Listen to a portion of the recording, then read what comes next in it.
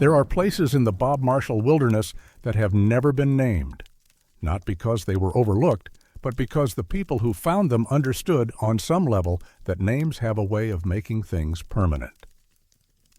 In the summer of 1987, a United States Geological Survey cartographer named Harold Suttner was sent into the Pentagon Mountain region to verify a series of topographical inconsistencies flagged during a routine map revision. The work was tedious, cross-referencing elevation markers, checking drainage patterns, confirming that the physical landscape still matched the paper one. Suttner had been doing this kind of field work for 19 years. He was not prone to exaggeration. He was not prone to much of anything, according to his colleagues, except silence and precision.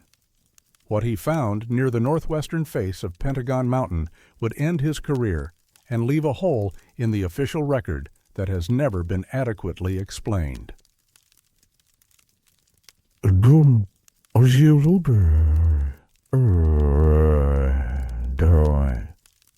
inconsistency that brought Suttner to Pentagon Mountain was minor. A 1972 aerial photograph showed what appeared to be a small alpine lake at an elevation of approximately 7,400 feet. The lake did not appear on any previous survey. More curiously, it did not appear on a 1979 satellite image of the same area. The discrepancy was likely a shadow, a trick of light on granite, or simply a seasonal pond that had dried up in the intervening years. These things happened. The wilderness was not static.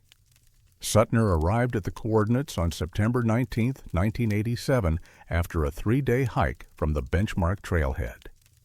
His field notes from the first 2 days are unremarkable. Weather conditions, wildlife sightings, the usual notations of a man doing a job he had done hundreds of times before. The entry for September 19th is different. It begins normally enough. Suttner describes reaching the target coordinates at approximately 2:15 in the afternoon. He describes the terrain, a granite bowl surrounded by subalpine fir, a natural depression that could, under the right conditions, collect snowmelt and rainwater. He describes the afternoon light, the thin clouds, the temperature hovering around 47 degrees Fahrenheit. And then he describes the lake. Osota. The lake was there. That was the first problem. It measured approximately 200 feet across, nearly circular, with a depth that Suttner estimated at 15 to 20 feet based on the color gradation of the water. The surface was preternaturally still, no wind ripples, no insect disturbance, no sign of the micro-movements that characterize living water. Suttner photographed it from multiple angles. He took water samples. He measured the shoreline with a surveyor's tape. Everything about the lake was physically consistent with a real body of water. Everything about it was also wrong. Suttner's notes become increasingly detailed over the next several hours, as if precision itself might resolve the dissonance he was feeling. He recorded that the lake had no visible inlet or outlet. He recorded that the surrounding soil showed no moisture gradient. The ground was bone dry up to the water's edge, then simply became water.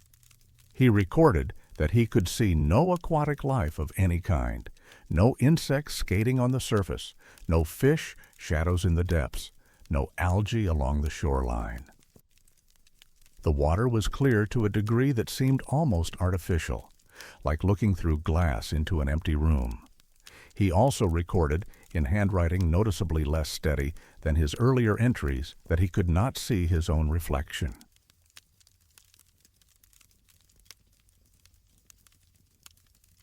Suttner spent 2 nights camped near the lake. His notes from this period are fragmentary and increasingly difficult to interpret. He writes about the silence, not the ordinary silence of the backcountry, but something more absolute, as if the air itself had been emptied of potential sound. He writes about waking at 3:47 in the morning on both nights, convinced that something had changed, though he could never identify what. He writes about the way the stars reflected on the water's surface seemed slightly delayed, as if the lake were showing him a sky from moments before. On the morning of September 21st, Suttner packed his equipment and began the hike back to Benchmark.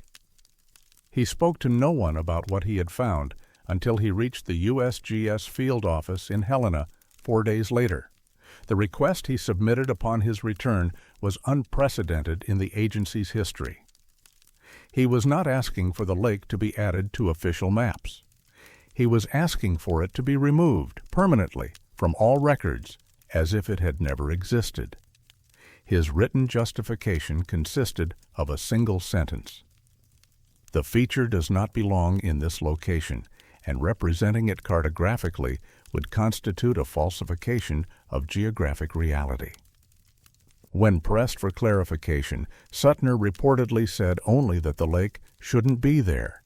Not that it wasn't real, not that he had been mistaken, that it shouldn't be there, as if its existence were a violation of something more fundamental than topography.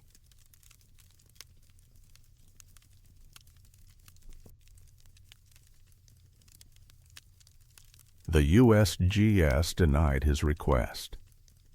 The lake was added to the next map revision, designated as an unnamed seasonal pond, and marked with a notation indicating that its presence was intermittent.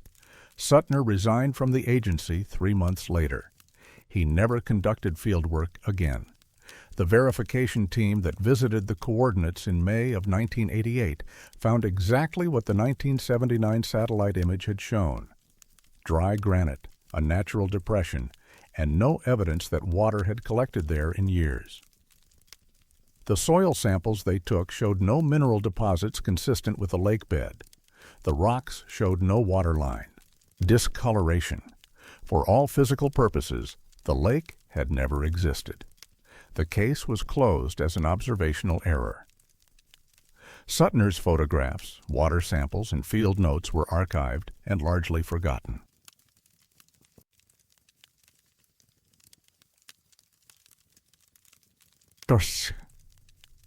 But the lake came back.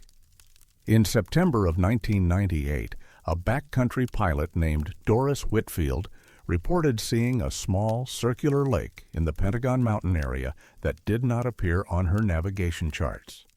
She noted its unusual stillness and the way it seemed to reflect the sky like a mirror that had been polished too many times. She did not land, but she marked the coordinates and reported the sighting to the Forest Service upon her return to Kalispell. The coordinates matched Suttner's original location exactly. A ranger was dispatched to investigate, but by the time he reached the site in early October, the lake was gone. The depression was dry. The granite was bare. The pattern repeated in 2009. A pair of geology students from the University of Montana, conducting research on glacial formations, stumbled upon a lake that wasn't on any of their maps. They photographed it, collected samples, and recorded their observations with scientific rigor. One of them, a woman named Rebecca Thornburg, later described the experience as deeply unsettling, despite being unable to articulate why. "It was just water," she said in a 2014 interview, "but it felt like water that was waiting for something."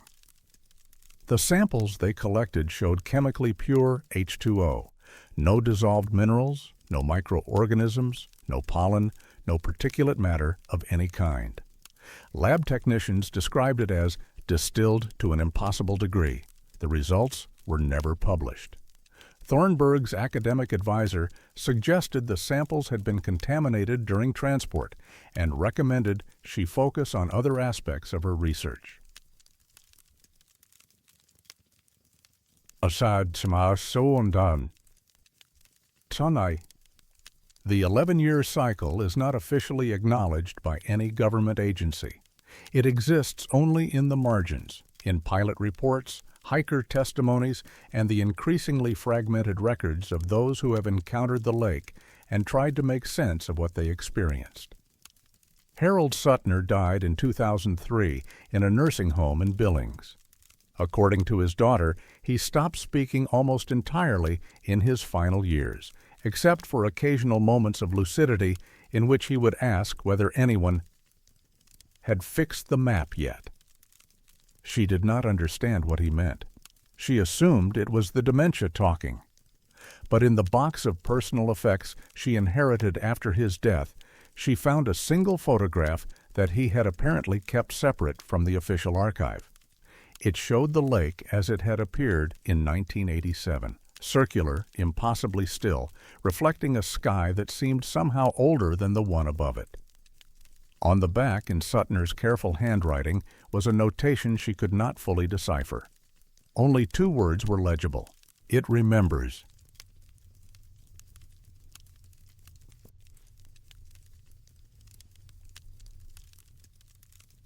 The next predicted appearance, if the pattern holds, would be September of 2020.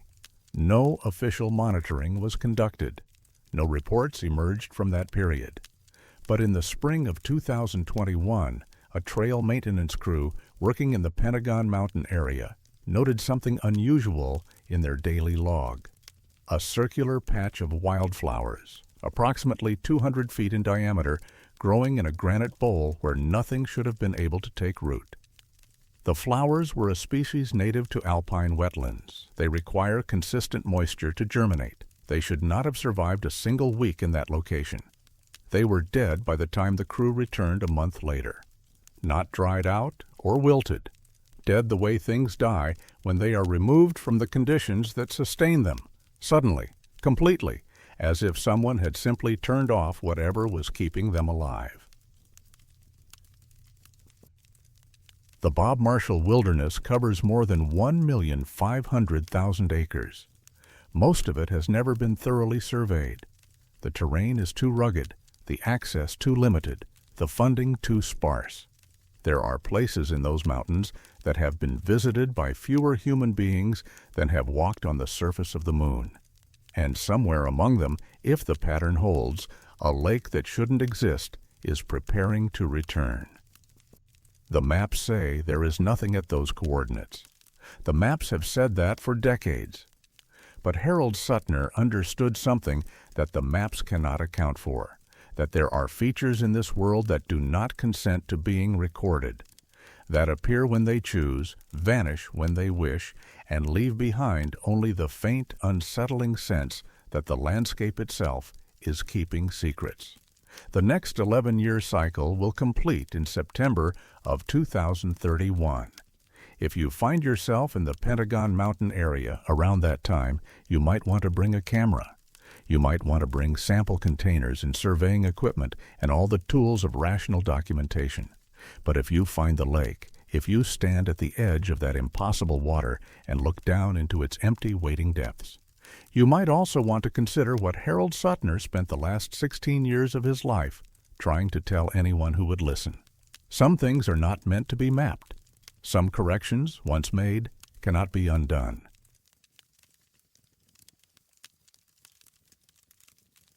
Some sounds belong to the wilderness. This one does not. Switchback Pass sits at an elevation of 7,200 feet in the South Fork Flathead River drainage, approximately 23 miles from the nearest maintained road. The pass itself is unremarkable by Bob Marshall standards, a rocky saddle between 2 unnamed ridges, used primarily by hunters and outfitters moving between the Danaher and Big Prairie regions. The terrain is loose scree and wind-stunted whitebark pine. The exposure is severe. Most hikers cross it quickly, eager to descend into the relative shelter of the valleys below. The Bob Marshall Wilderness Complex encompasses over 1.5 million acres of federally protected land, making it one of the most remote regions in the contiguous United States. Cell service does not exist here. Radio communication is unreliable, although at best. The nearest emergency response is often a day's hike away, weather permitting. People who travel here understand that they are entering a landscape that operates by its own rules, indifferent to human schedules or expectations. The pass was named in 1923 by a Forest Service trail crew who noted the series of tight switchbacks required to ascend its western approach. The name appears in survey records, topographical maps, and the occasional hunting memoir. It does not appear in any official incident reports, despite what has been documented there for nearly 70 years. What happens at Switchback Pass happens quietly, consistently, and without explanation, and the people who experience it rarely speak of it twice.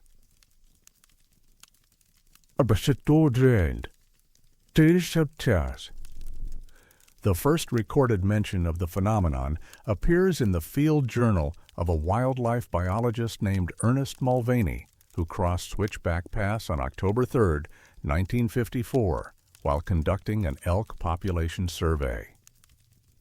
Mulvaney was 51 years old, a veteran of 12 seasons in the Bob Marshall backcountry, and not given to superstition or embellishment. His entry for that afternoon reads as follows: reached the pass at approximately 16:30 hours.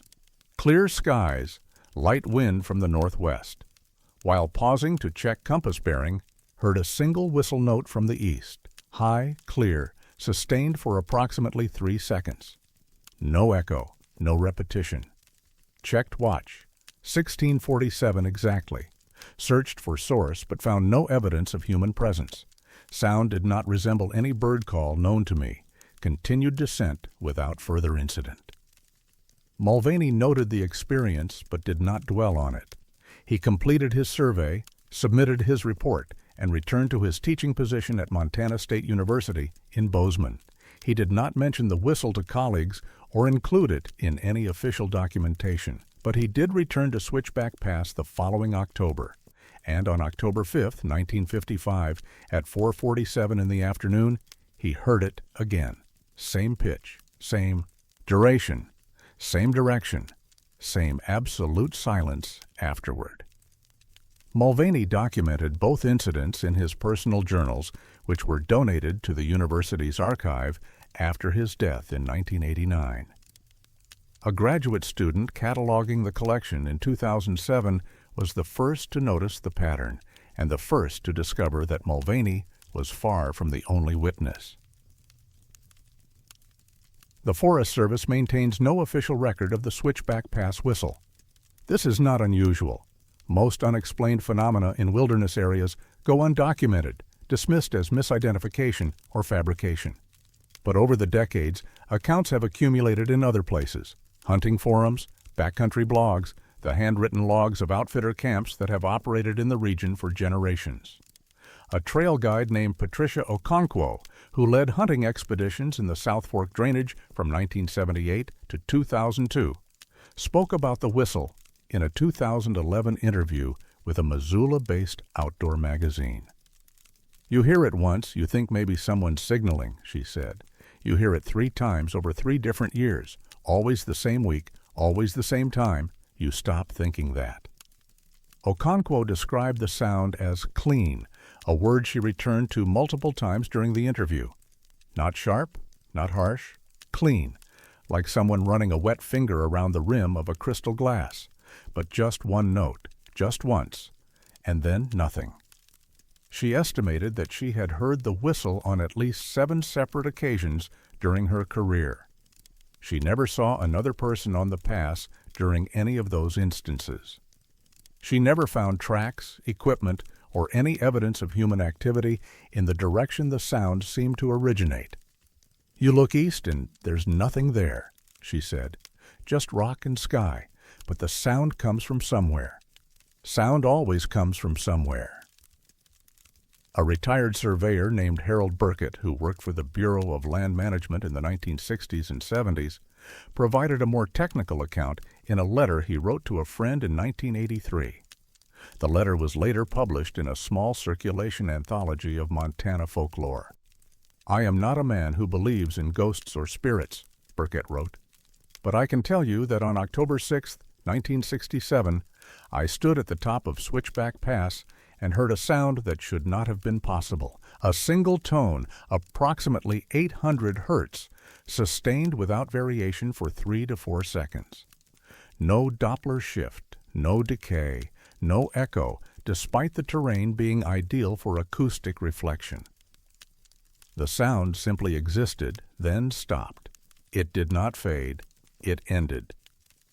Burkitt, unlike many witnesses, attempted to measure the phenomenon. He returned to the pass in October of 1968 with a portable tape recorder, a cumbersome reel-to-reel device that weighed nearly 15 pounds. He waited for 3 days. On the afternoon of October 4th at 4:47, the whistle occurred. The tape captured nothing. Burkitt checked his equipment repeatedly. It was functioning perfectly. The sound had simply failed to register.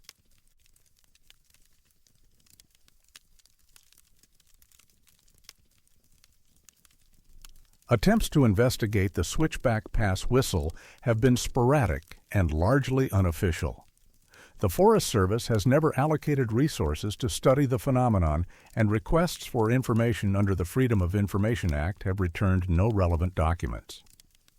A ranger stationed at the Big Prairie Station in the 1990s who agreed to speak on condition of anonymity confirmed that the whistle was known among seasonal staff but not discussed in official contexts. "There's no procedure for reporting something like that," the ranger said. "What would you even write? Heard unexplained sound at known coordinates at known time? You'd be laughed out of the office. Or worse, they'd send you for a psych eval." The ranger confirmed that at least 4 other seasonal employees had mentioned hearing the whistle during their tenure. All described the same characteristics: single note, eastern origin, late afternoon, first week of October. None could offer an explanation. Acoustic researchers at the University of Montana were contacted by an independent investigator in 2014. The investigator, a retired journalist named Donald Westcott, had compiled over 40 first-hand accounts of the whistle spanning 6 decades. He hoped the university might conduct a formal study. The response was polite but non-committal. A professor of environmental acoustics, Dr. Marianne Lindqvist, reviewed Westcott's materials and noted several unusual aspects of the reports. "The consistency is striking," she wrote in her assessment. "Multiple witnesses across different decades describe essentially identical acoustic properties: pitch, duration, directionality, absence of echo. That level of consistency suggests either a coordinated hoax spanning 70 years or a genuine phenomenon with a stable physical cause." Neither explanation, she acknowledged, seemed particularly likely. Dr. Lindqvist proposed a field study involving portable spectrographic equipment and directional microphones. The proposal was submitted to the university's research committee in January of 2015. It was declined due to insufficient evidence of scientific merit. Westcott continued his investigation independently until his death in 2019. His archives, including audio interviews with 14 witnesses and a detailed timeline of reported incidents, were inherited by his daughter. She has made no public comment on her father's work.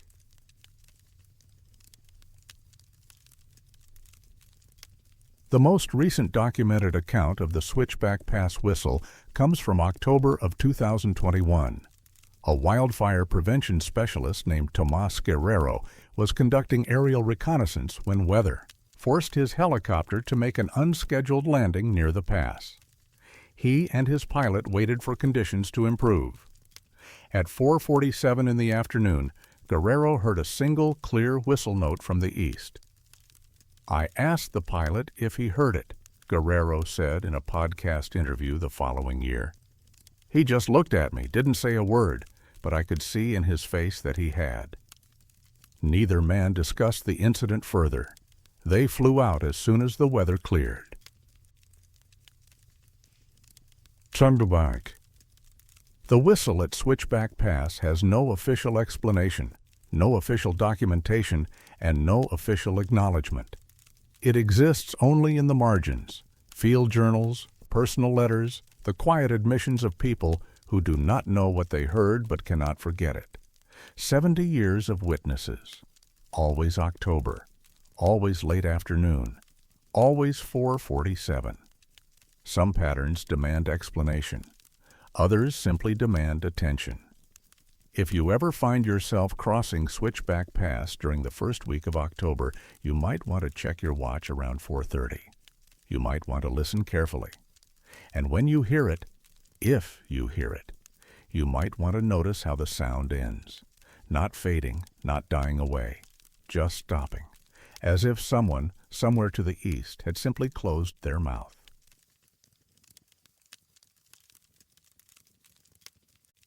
The government counts everyone. That is the point. But sometimes the numbers do not add up, and no one can explain why. Schaefer Meadows sits in a broad valley along the middle fork of the Flathead River, approximately 35 miles from the nearest road. Today, it serves as a backcountry airstrip and ranger station, accessible only by foot, horseback, or small aircraft. In 1940, it was even more isolated. A remote administrative outpost staffed by a skeleton crew of Forest Service employees whose primary duties involved fire detection, trail maintenance, and the occasional rescue of lost hunters. The station was established in 1928, one of several built to manage the vast roadless expanse that would later become the Bob Marshall Wilderness. The nearest town of any size was Kalispell, over 60 miles to the west as the crow flies, though the actual journey by trail could take 5 days or more depending on conditions. Mail arrived once a month during summer. In winter, the station was often cut off entirely, accessible only by ski or snowshoe when accessible at all. The men who worked at Schaefer Meadows were a particular breed, comfortable with solitude, skilled in woodcraft, and accustomed to the kind of silence that accumulates when human voices are the rarest sound in a landscape. They kept detailed logs, filed quarterly reports, and maintained the fiction of bureaucratic normalcy despite operating at the edge of the known world. By 1940, the station had been in continuous operation for 12 years. Its routines were established. Its personnel were documented. Its records were, by all accounts, meticulous. Which is what makes the census discrepancy so difficult to explain. The United States Census of 1940 was conducted between April and November of that year, with enumerators traveling to even the most remote corners of the country to count every resident. Census records from that period are now publicly available through the National Archives, digitized and searchable by anyone with an internet connection and sufficient patience. The enumeration sheet for Schaefer Meadows, Flathead County, Montana, lists 7 individuals as permanent residents of the ranger station. 4 of those names correspond to Forest Service employees whose presence is independently verified by agency records. A station manager named George Lindstrom, a trail foreman named Albert Kowalczyk, a fire lookout named Raymond Trujillo, and a cook named Samuel Eberhardt. All 4 men appear in payroll documents, assignment letters, and other administrative materials from that year. The remaining 3 names do not appear anywhere else. They are listed as Franklin Vane, age 42, occupation laborer; Margaret Vane, age 39, occupation none; Theodore Vane, age 17, occupation student. According to the census, they had been living at Schaefer Meadows since 1937. No employment records exist for Franklin Vane. No enrollment documents exist for Theodore Vane at any Montana school. No birth, death, marriage, or tax records exist for any member of the Vane family in any Montana county archive. They appear on the 1940 census and nowhere else, not before, not after, not in any other document that has ever been located. The discrepancy was first noticed in 1983 by a genealogist named Harriet Culpepper, who was researching her family's connection to early Forest Service operations in Montana. Culpepper had obtained copies of the Schaefer Meadows census sheet through a routine archival request and noticed immediately that the number of residents listed did not match the number of employees documented in Forest Service records she had already collected. My first assumption was that the Vanes were family members of one of the rangers. Culpeper said in a 1992 interview with the Montana Historical Journal. Wives and children sometimes accompanied men to remote postings, though it was unusual for a station as isolated as Schaefer. But when I tried to find any other record of them, anything at all, I came up empty. Culpeper contacted the National Archives to request the original enumeration sheets, hoping that additional notations or context might clarify the Vaines' presence. The response she received was unusual. She was informed that pages 117 through 119 of the Flathead County Enumeration District records had been removed for preservation purposes and were not available for public viewing. No explanation was provided for when the removal had occurred or what specific preservation concerns had necessitated it. "I've been doing genealogical research for 30 years, Culpeper told the interviewer. I've never encountered a situation where census pages were removed and no one could tell me why or when. The whole point of those records is permanence."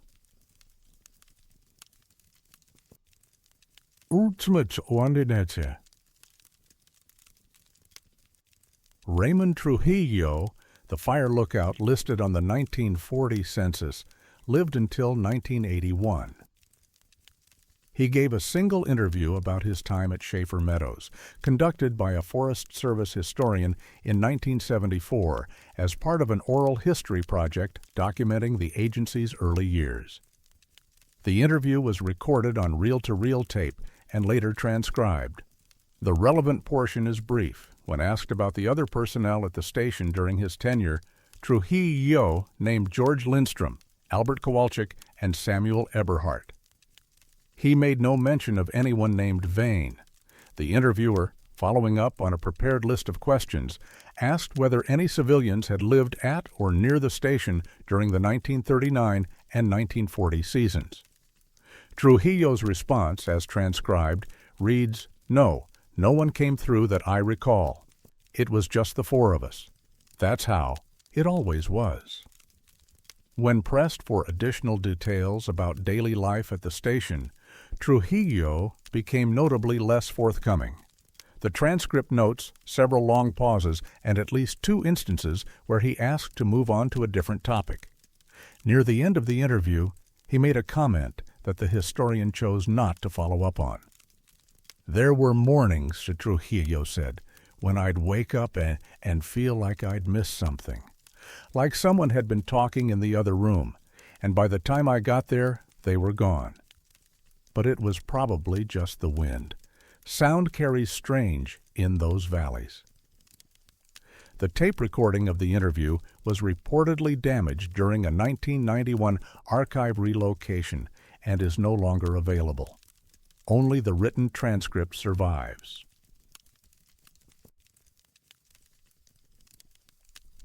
In 2003, a researcher named Philip Obermeyer submitted a Freedom of Information Act request seeking any Forest Service documents related to personnel or residents at Schaefer Meadows between 1937 and 1941.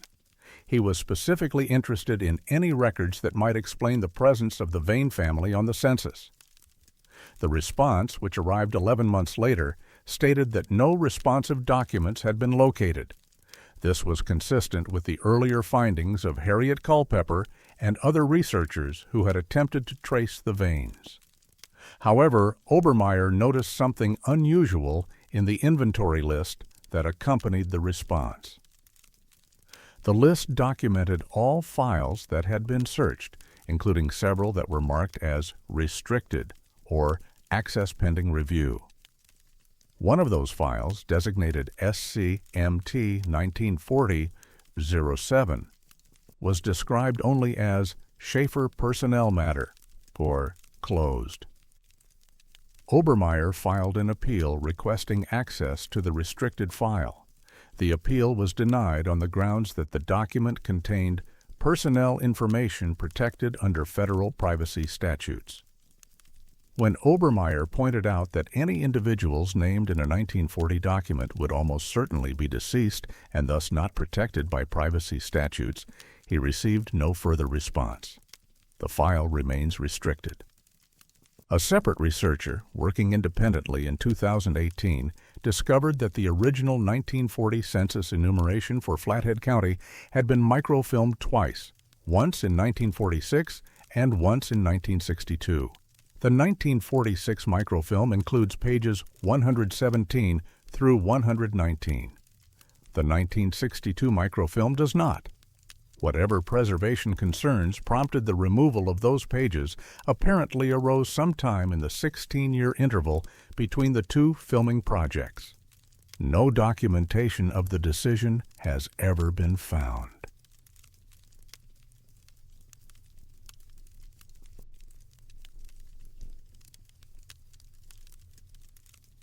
The Schaefer Meadows Ranger Station continues to operate today, though its function has shifted from fire management to recreation support. The airstrip receives several hundred flights per year during the summer season, carrying hikers, hunters, and anglers into one of the most remote landscapes in the lower 48 states. The station's logbooks from the 1937 to 1941 period were destroyed in a storage facility fire in 1958. No copies are known to exist. Franklin Vane, Margaret Vane, and Theodore Vane remain exactly where they have always been, on page 118 of a census document that no one can access, in a place where 4 men lived alone and one of them spent the rest of his life feeling like he had missed something in the next room. The 1950 census for Schaefer Meadows lists 3 residents. All 3 correspond to documented Forest Service employees. There are no unexplained names, no additional family members, no discrepancies of any kind. Whatever the Vanes were, whoever they were, they appear only once in a single document during a single year at the edge of a wilderness that has always kept its own counsel. Some counts cannot be verified. Some people cannot be traced. And some records, once removed, leave behind only the shape of what they used to contain.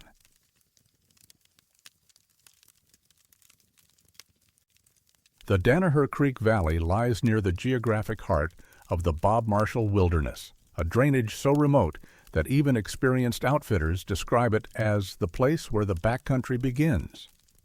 The creek itself runs approximately 22 miles from its headwaters near the Continental Divide to its confluence with the South Fork of the Flathead River, passing through some of the most inaccessible terrain in the lower 48 states.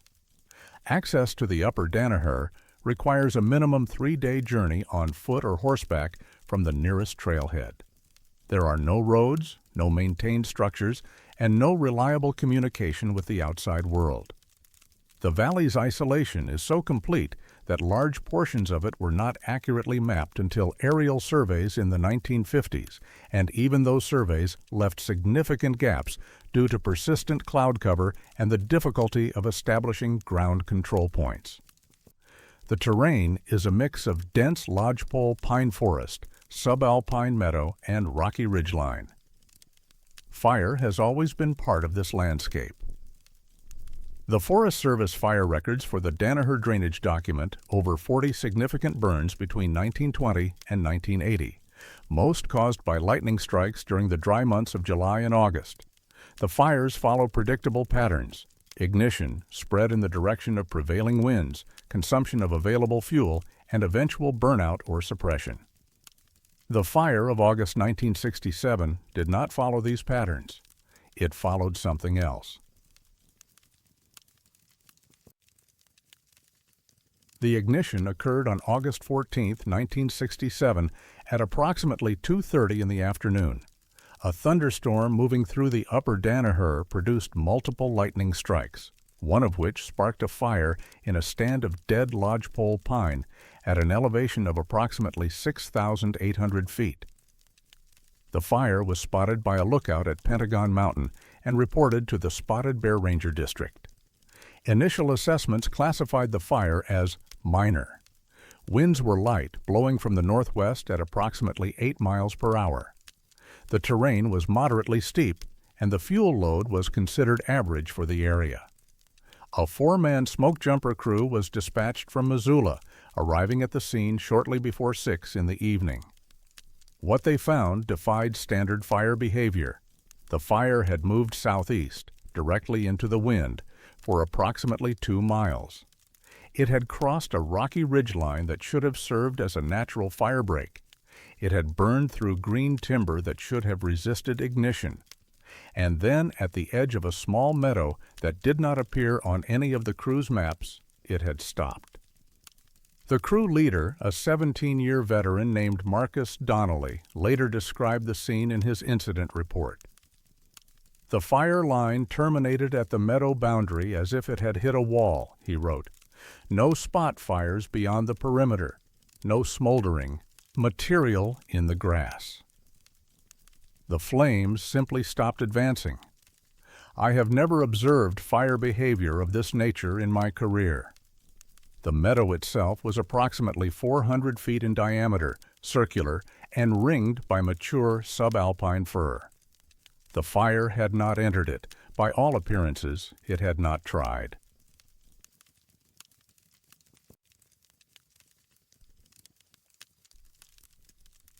The smoke jumper crew remained at the site for 3 days, monitoring for reignition and conducting standard mop-up operations. During this time, several crew members made observations that did not appear in the official incident report, but were later documented in personal accounts and interviews. Douglas Kimura, the crew's assistant leader, recalled the trees at the meadow's edge. "Every single one of them had fire scars," he said in a 1994 interview with a forestry journal. "Old scars, healed over, some of them dating back, I don't know, 100 years, maybe more. But here's the thing, all the scars faced inward, toward the meadow, like every fire that had ever come through there had done the same thing ours did, burned toward it, then stopped." Another crew member, Vincent Okafor, described the meadow itself as wrong without being able to articulate why. "The grass was normal, the soil was normal, there was nothing there, no structures, no foundations, nothing. But it felt like something should have been there, like we were standing in a room that someone had emptied out." A third member, whose name has been redacted in the available records, reportedly refused to enter the meadow at all. He completed his duties at the fire perimeter and did not cross the boundary line during the 3 days the crew was on site. Marcus Donnelly, when asked about the fire's behavior decades later, offered only a brief comment. "Fire doesn't care what direction the wind is blowing. Fire goes where it wants to go. I learned that in the Danaher."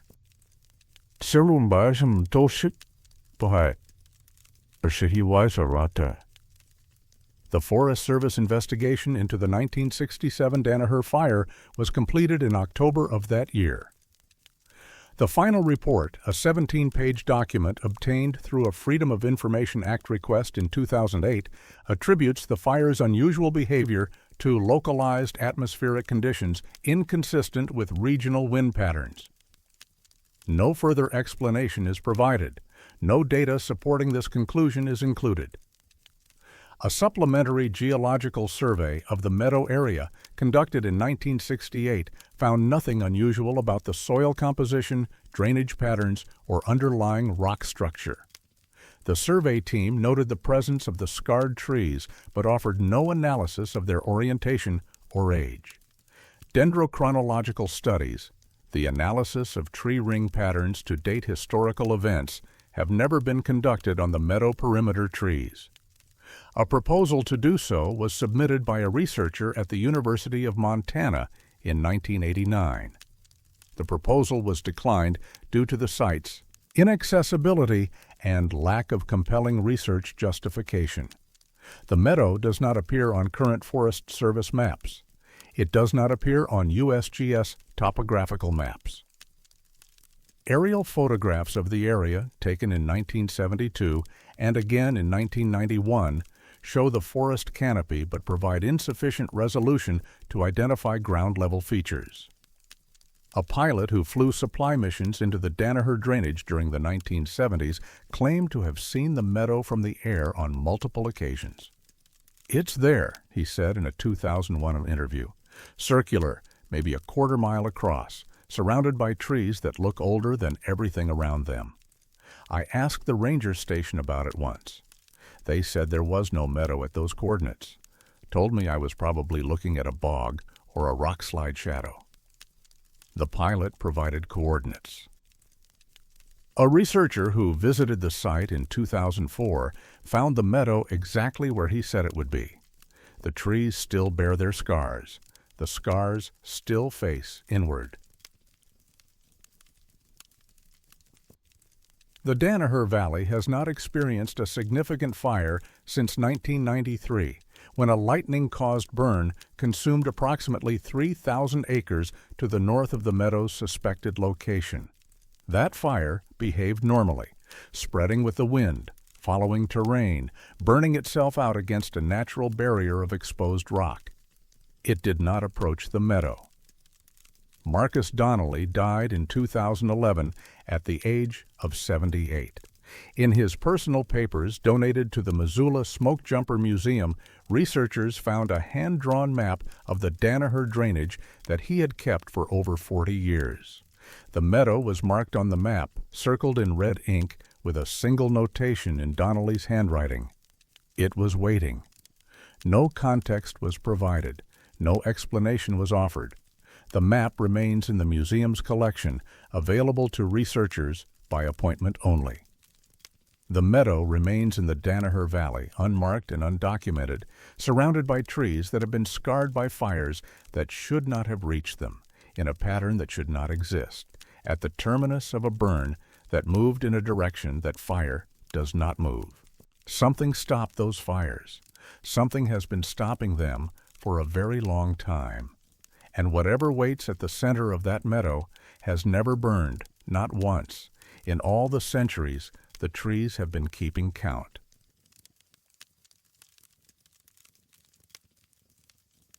A man writes the same words 17 times, and no one notices for 45 years. Big Prairie Ranger Station sits in the heart of the Bob Marshall Wilderness, approximately 28 miles from the nearest road. The station occupies a broad meadow along the South Fork of the Flathead River, surrounded by lodgepole pine forest and the kind of silence that takes days to fully settle into. It is one of the most isolated administrative outposts in the continental United States, accessible only by foot, horseback, or the small grass airstrip that serves as the station's sole connection to the outside world during the summer months. The station was established in 1920 as a base for fire suppression and trail maintenance operations. For much of its history, it was staffed by a single ranger during the summer season, with occasional visits from trail crews and supply pilots. The ranger's duties were solitary by nature, monitoring weather conditions, logging wildlife sightings, maintaining trails, and filing weekly reports that would be collected by pack mule or aircraft and delivered to the district office in Kalispell. The isolation was considered a benefit by some, a burden by others. Rangers who thrived at Big Prairie tended to be quiet, self-sufficient individuals who found comfort in routine and did not require regular human contact. Those who struggled often requested reassignment within their first season.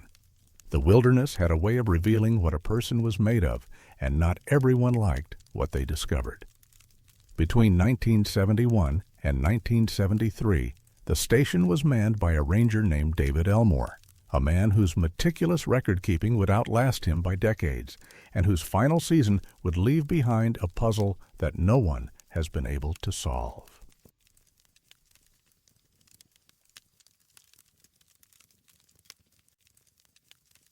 David Elmore arrived at Big Prairie in June of 1971 at the age of 34.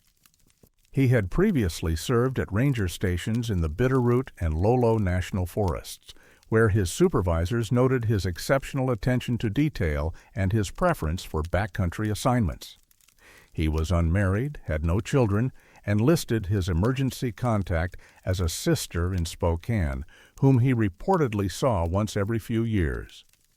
His journals from the Big Prairie years are remarkable for their consistency. Each entry follows the same format: date, weather conditions at dawn, wildlife observations, trail work completed, any unusual incidents, and a brief personal reflection. The handwriting is neat, the observations precise. Elmore recorded everything: the first frost of autumn, the migration patterns of Elkish herds, the exact time of sunset each evening. The journals were donated to the Montana Historical Society by his sister following his death in 1997. For years they sat in the archive, occasionally consulted by researchers studying Forest Service history or backcountry ecology. It was not until 2018 that an archivist named Constance Faulkner noticed the anomaly. The entry for September 14, 1972, appears 17 times in succession. The wording is identical in each instance. The handwriting is identical. Even the slight variations in pen pressure, the heavier strokes on certain letters, the faint trailing of others, are consistent across all 17 iterations. Elmore wrote the same entry, word for word, for 43 pages, then continued on September 15th as if nothing unusual had occurred. He never mentioned the repetition, not in his journals, not in his official reports, not in any correspondence that has survived.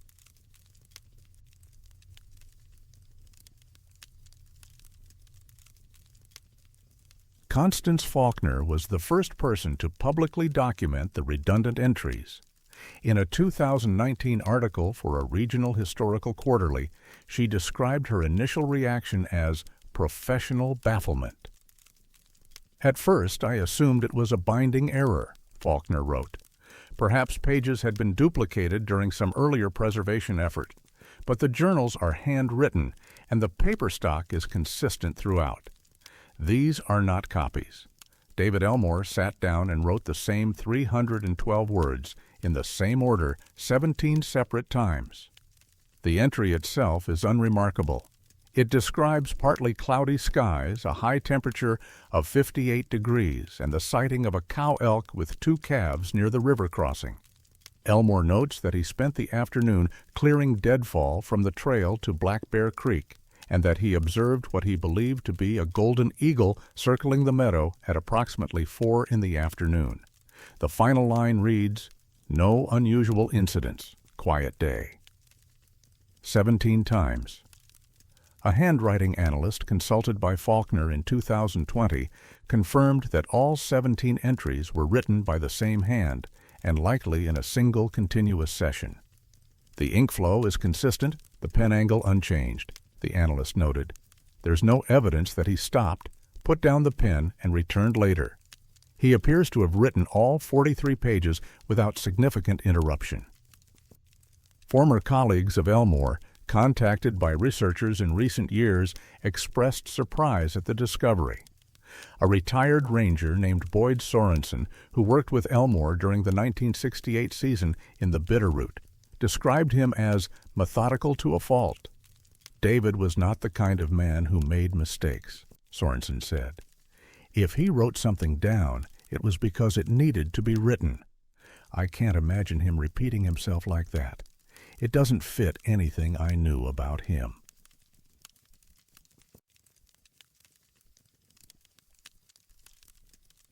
The Forest Service has no official record of any incident involving David Elmore on September 14, 1972. His weekly report for that period, filed on September 18th, makes no mention of unusual circumstances. His subsequent journal entries show no awareness of the repetition and no reference to any event that might explain it. Researchers have attempted to correlate the date with external factors that might account for Elmore's behavior. Weather records show nothing unusual. The conditions he described match regional observations. No significant seismic activity was recorded in Montana that week. No fires, no search and rescue operations, no administrative actions involving the Big Prairie Station appear in available archives. A psychologist specializing in cognitive disorders, Dr. Miriam Oyalaran, reviewed the journal pages at the request of a documentary filmmaker in 2021. Her assessment was cautious. Repetitive writing of this nature can be associated with certain neurological conditions, including temporal lobe epilepsy, transient global amnesia, or dissociative states, Dr. Oyalaran said. However, the precision and consistency of the entries argue against a typical dissociative episode. Usually, repeated writing shows degradation. Words become less legible, sentences fragment. This shows none of that. It's as if he was fully present and aware for each iteration, simply unaware that he had already completed the task. She noted one additional detail that other researchers had overlooked. The 17th entry ends mid-sentence. The period is there, the thought is complete, but if you look closely at the page, there's a faint impression, a ghost of the first letter of the next word. He started to write it again. An 18th time. And then, for reasons we cannot know, he stopped. Elmore's medical records from his Forest Service employment file have not been released.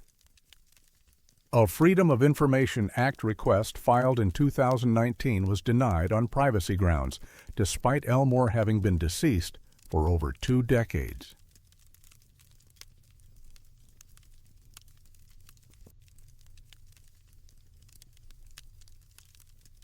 David Elmore completed 2 more seasons at Big Prairie following the 1972 incident. His journals from 1973 show no further anomalies. His reports were timely, his observations consistent, his work performance rated as satisfactory by district supervisors. He transferred to a desk position in Missoula in 1974 and retired from the Forest Service in 1986. He lived alone in a small house outside of Hamilton until his death from heart failure in 1997. His sister, the only family member who attended his funeral, described him as a private man who kept his own counsel. She did not know about the journals until the Historical Society contacted her following Faulkner's article. She had donated them without reading them, assuming they were merely administrative records of no personal significance. When told about the redundant entries, she was quiet for a long moment. Then she said something that the researcher who interviewed her found difficult to interpret. David always said the wilderness had its own kind of time, she recalled, that days could stretch or compress depending on what the land wanted. I thought he was being poetic. Maybe he wasn't. The journals remain in the Montana Historical Society archive, available to researchers by appointment. The 43 pages of September 14, 1972, have been digitized and are accessible online. 17 identical entries, 312 words each, no explanation offered, none discovered. And somewhere in the faint impression at the bottom of page 43, the ghost of a letter that would have begun the 18th, the start of a word that David Elmore, for reasons known only to himself and the quiet meadow at Big Prairie, finally chose not to write.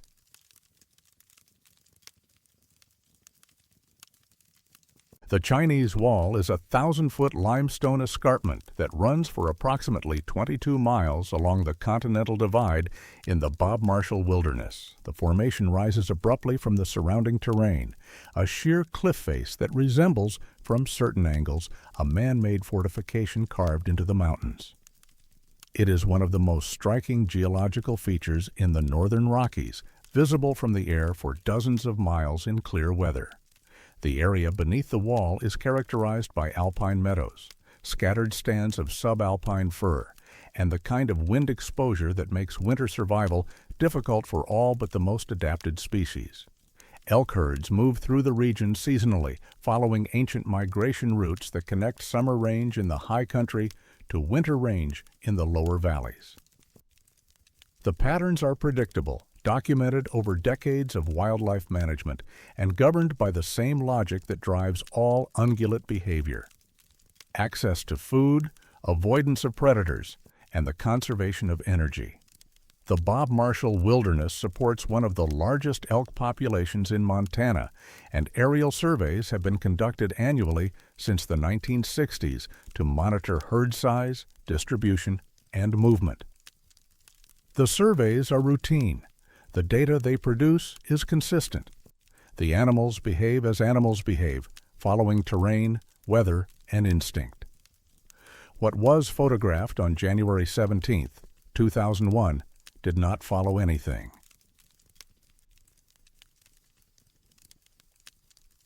The survey flight was conducted by Montana Fish, Wildlife and Parks as part of a standard winter population count. The pilot, a contract aviator named Russell Henriksen, had been flying wildlife surveys in the region for over a decade. The observer, a state biologist named Dr. Amara Nwosu, was responsible for photographing herds and recording location data for later analysis. The flight departed from Kalispell at approximately 8:15 in the morning. Conditions were optimal: clear skies, light winds, excellent visibility.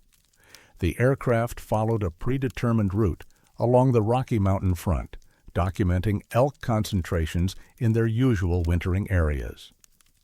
At approximately 10:40 in the morning, while passing over a broad meadow approximately 3 miles southeast of the Chinese Wall, Henriksen noticed something unusual on the ground. A herd of elk, he estimated between 40 and 50 animals, was moving in formation below. He banked the aircraft for a closer look and called Nwosu's attention to the scene. The elk were walking in a circle. The formation was precise, nearly geometrically perfect, with a diameter of approximately 200 feet. The animals moved nose to tail in a single, unbroken line, their path worn so deeply into the snow that the underlying vegetation was visible. Nwosu photographed the herd from multiple angles as Henriksen circled overhead. Neither spoke for several minutes. The photographs, later analyzed by wildlife officials, showed exactly what the two observers had seen: a herd of elk moving in continuous rotation around an empty center, their tracks indicating sustained movement over an extended period. The depth of the path suggested the animals had been walking for a minimum of 72 hours without significant pause. No explanation was offered for the behavior. None was ever found.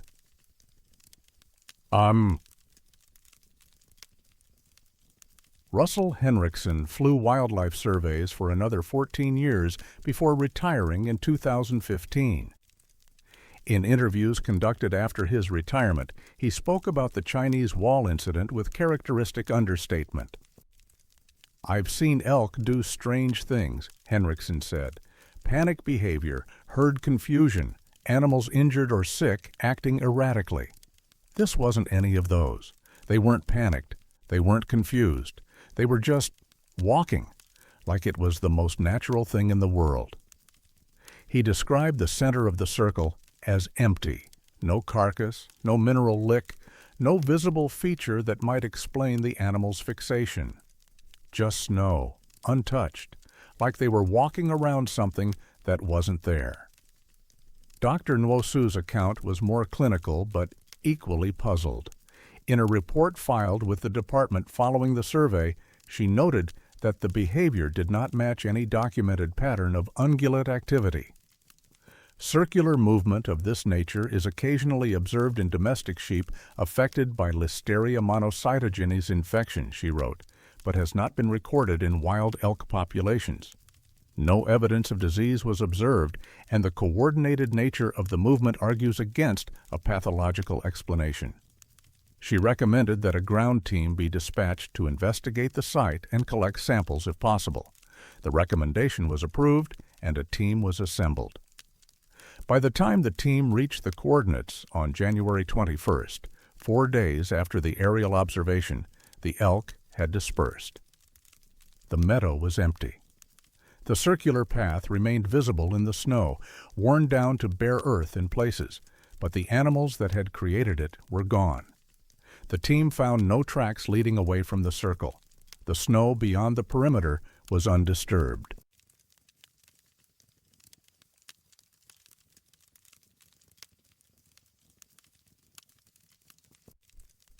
The official report on the Chinese Wall elk incident was completed in March of 2001 and filed with Montana Fish, Wildlife and Parks. The document, obtained through a public records request in 2016, is notable primarily for what it does not contain. There is no explanation for the behavior. There is no hypothesis offered, No theory proposed, no recommendation for further study. The report simply documents what was observed, the photographs, the coordinates, the estimated duration of the circular movement, and concludes with a single sentence: cause of behavior undetermined. A wildlife veterinarian consulted during the investigation suggested that the elk might have been responding to an ultrasonic frequency inaudible to humans, perhaps generated by seismic activity, underground water movement, or some other geological source. No evidence supporting this theory was ever found. Seismic monitoring stations in the region recorded no unusual activity during the period in question. A behavioral ecologist at the University of Montana proposed that the herd might have been exhibiting an extreme form of following behavior in which animals in a group become locked into a movement pattern initiated by a single individual. This explanation, while plausible in theory, failed to account for the precision of the circle or the duration of the movement. Following behavior typically breaks down within hours as individual animals tire or become distracted. The Chinese wall elk had apparently maintained their formation for days. A retired wildlife manager named Edgar Pelletier, who had worked in the Bob Marshall region during the 1980s, offered a different perspective when contacted by a journalist in 2012. The Blackfeet have stories about places like that, Pelletier said. Places where animals go when they're called. They don't talk about it much with outsiders. But if you ask the right questions, they'll tell you there are spots in those mountains where the rules are different, where things happen that don't happen anywhere else. Pelletier declined to elaborate. The journalist's article was never published. The meadow where the elk walked in circles has no official name. It does not appear as a distinct feature on topographical maps, and no trail passes through it. The coordinates documented in the 2001 report correspond to a broad, unremarkable expanse of subalpine grassland, indistinguishable from dozens of similar meadows in the region. The photographs taken by Dr. Nwosu remain in the Fish, Wildlife and Parks Archive, available to researchers upon request.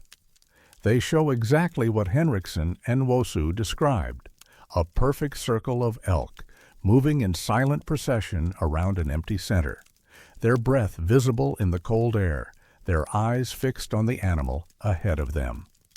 The path they created has long since been erased by weather and time. The elk that walked it have likely died of natural causes. The average lifespan of a wild elk is 12 to 15 years. Whatever compelled them to circle that meadow for 3 days in the winter of 2001 left no physical trace and offered no explanation. But the photographs remain. And in the photographs, if you look closely at the center of the circle, at the untouched snow that no animal crossed, that no hoof disturbed, you can see something that Henriksen mentioned only once, in passing, during his final interview. A shadow, not cast by the elk, not cast by the aircraft. A shadow with no apparent source, darker than the surrounding snow, roughly circular, approximately 10 feet in diameter. In subsequent photographs taken from different angles, the shadow is gone. No one has ever been able to explain what cast it.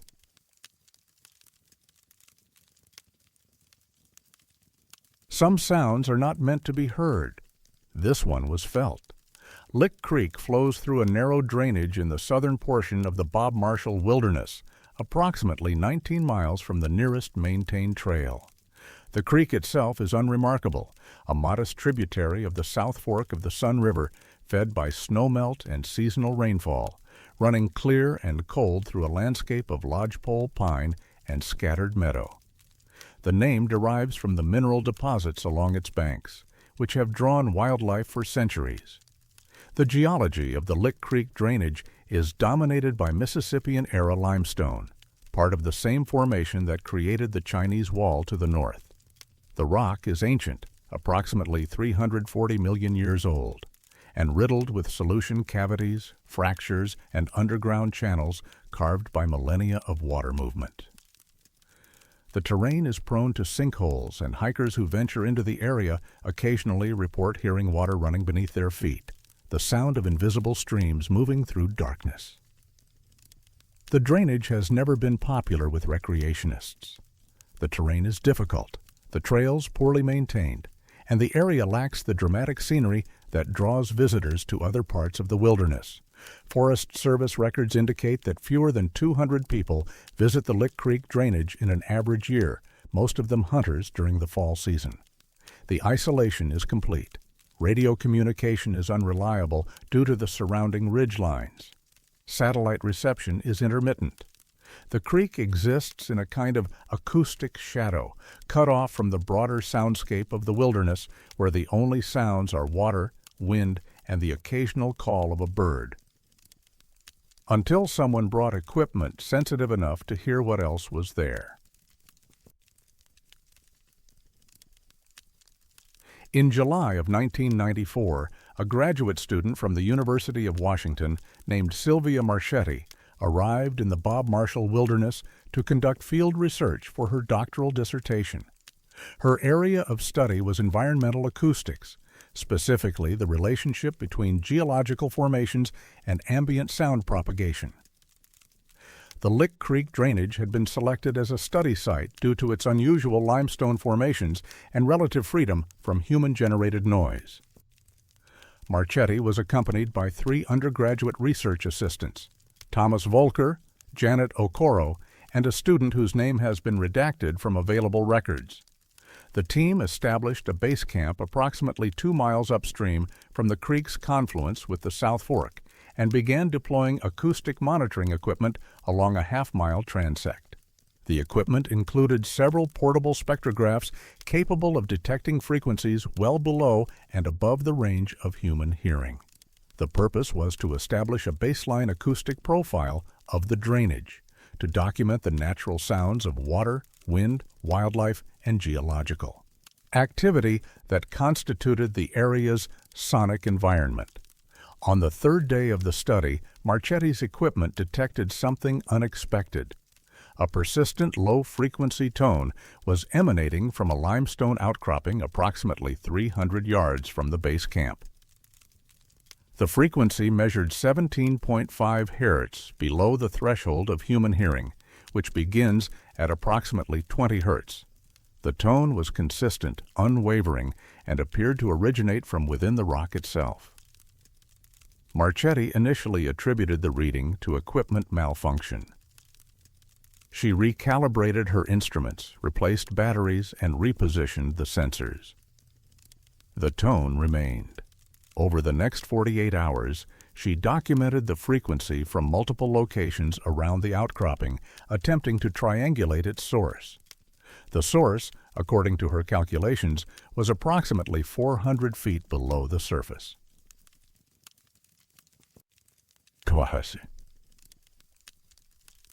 The effects began on the 4th night. Thomas Volker, in a journal entry dated July 19th, described waking at approximately 2:30 in the morning with a feeling of pressure behind my eyes and a certainty that someone was standing outside the tent. He unzipped the tent flap and found nothing. The feeling persisted until dawn. Janet Okoro reported similar experiences. "It wasn't fear exactly," she said in a 2011 interview with an acoustic research journal. "It was more like awareness, like the way you feel when someone is looking at you from across a room. Except there was no one there. And it didn't stop." Marchetti's own notes from this period are more clinical but equally troubled. She documented headaches, difficulty sleeping, and a persistent sensation of disorientation that worsened with proximity to the outcropping. "The frequency is well below audible range," she wrote on July 20th, but subjects report physiological and psychological responses consistent with infrasound exposure. The mechanism is unclear. The 4th team member, the one whose name has been redacted, left the study on July 21st, citing personal reasons. According to Okoro, the student had become increasingly agitated over the preceding days, refusing to approach the outcropping and sleeping poorly. On the morning of their departure, they reportedly told Marchetti that they felt like they were being watched by something that was taking its time. They did not elaborate. They did not return to the study.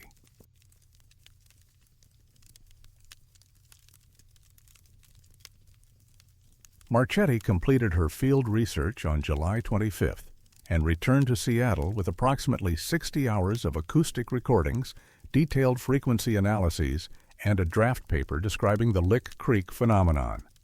The paper was submitted to her doctoral committee in September of 1994. It was never published. The committee's response, obtained through a public records request in 2018, describes the research as methodologically sound but insufficiently contextualized. The committee recommended that Marchetti conduct additional studies at control sites before attempting publication. No funding was allocated for the additional research. Marchetti's dissertation, completed in 1996, focused on an unrelated topic. The original recordings from Lick Creek remain in the University of Washington's Geology Department archive, cataloged but unlabeled. A researcher who attempted to access them in 2014 was informed that the files had been transferred to off-site storage and were not immediately available. No timeline for retrieval was provided. The scientific literature contains only scattered references to the phenomenon. A 1998 paper on infrasound and psychological effects mentions an unpublished field study in Montana that documented human responses to naturally occurring low-frequency sound. The paper does not cite Marchetti by name. Geologists consulted about the Lick Creek readings have offered various explanations. The most common theory involves the resonance within underground cavities, the same process that creates the singing sounds sometimes heard in caves and rock formations. However, such resonance typically produces intermittent sounds tied to wind or water movement. The Lick Creek frequency was continuous and appeared unaffected by external conditions. An alternative theory proposed by a retired seismologist in a 2009 correspondence suggests that the frequency might be related to deep geological processes, the movement of magma, the grinding of tectonic plates, or the slow deformation of rock under immense pressure. The theory is speculative. No seismic monitoring equipment was in place at Lick Creek during the 1994 study, and none has been installed since. Sylvia Marchetti left academic research in 2002. She now works as an environmental consultant in Portland, Oregon. In a brief email exchange with a journalist in 2017, she confirmed that the Lick Creek study had occurred but declined to discuss the details. "Some research doesn't lead anywhere," she wrote. "That's the nature of the work. You document what you find, and sometimes what you find doesn't fit into any existing framework. You move on." When asked specifically about the psychological effects reported by her team, she did not respond. Janet Okoro, now a professor of environmental science at a small college in Minnesota, has spoken more openly about the experience. In a 2019 podcast interview, she described returning to the Lick Creek drainage in 2008, driven by a curiosity she could not fully explain. "I brought my own equipment that time," she said, "consumer-grade stuff, not research quality. I set up near the same outcropping and ran the recorder for 6 hours." The interviewer asked what she found. "Nothing," Okoro said. "The frequency wasn't there. Or if it was, my equipment couldn't detect it. But the feeling was the same. That sense of being observed, of something underneath, paying attention." She paused before continuing. "I left before dark. I didn't want to know what it felt like to sleep there again." The limestone outcropping along Lick Creek remains unmarked on maps, unvisited by researchers, and unmonitored by any scientific instrument. Whatever hums beneath its surface, if anything still does, continues without witness, without explanation, and without end. 17.5 hertz. Below the range of hearing. Above the threshold of something else.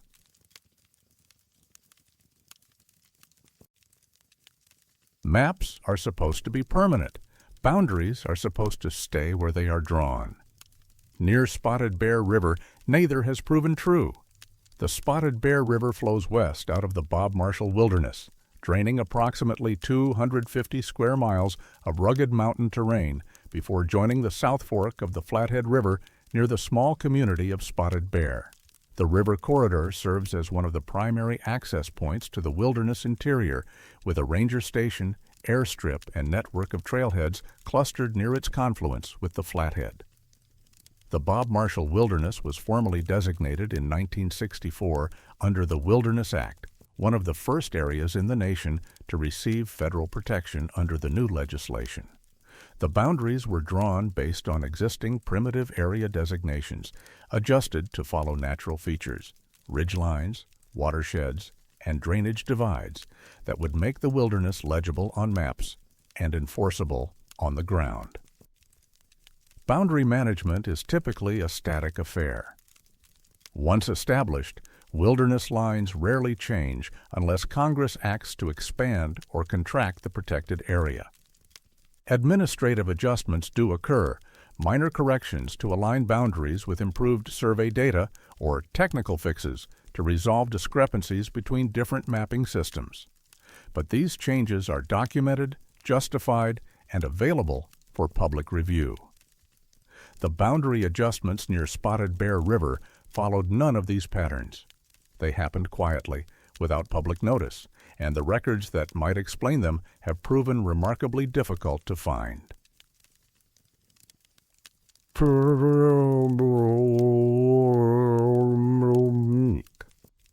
The first adjustment occurred sometime between 1964 and 1967. The original wilderness boundary, as drawn in the 1964 designation, followed the ridgeline above a small tributary drainage approximately 4 miles northeast of the Spotted Bear Ranger Station.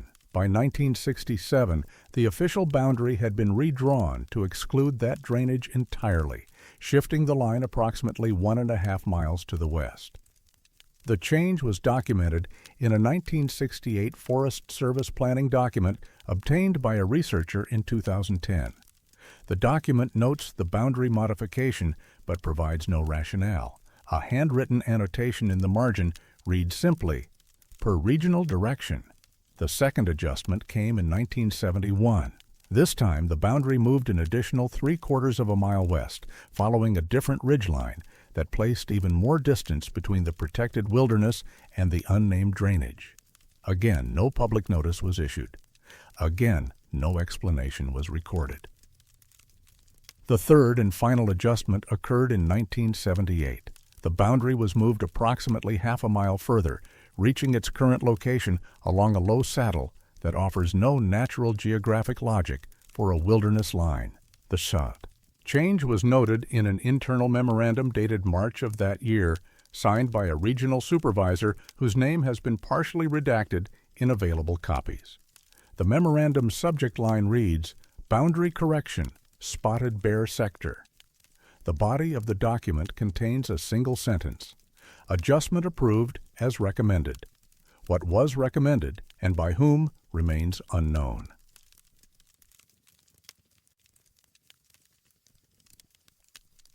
The boundary changes might have gone unnoticed indefinitely had it not been for a retired ranger named Gordon Isaacson, who worked at the Spotted Bear Station from 1969 to 1984.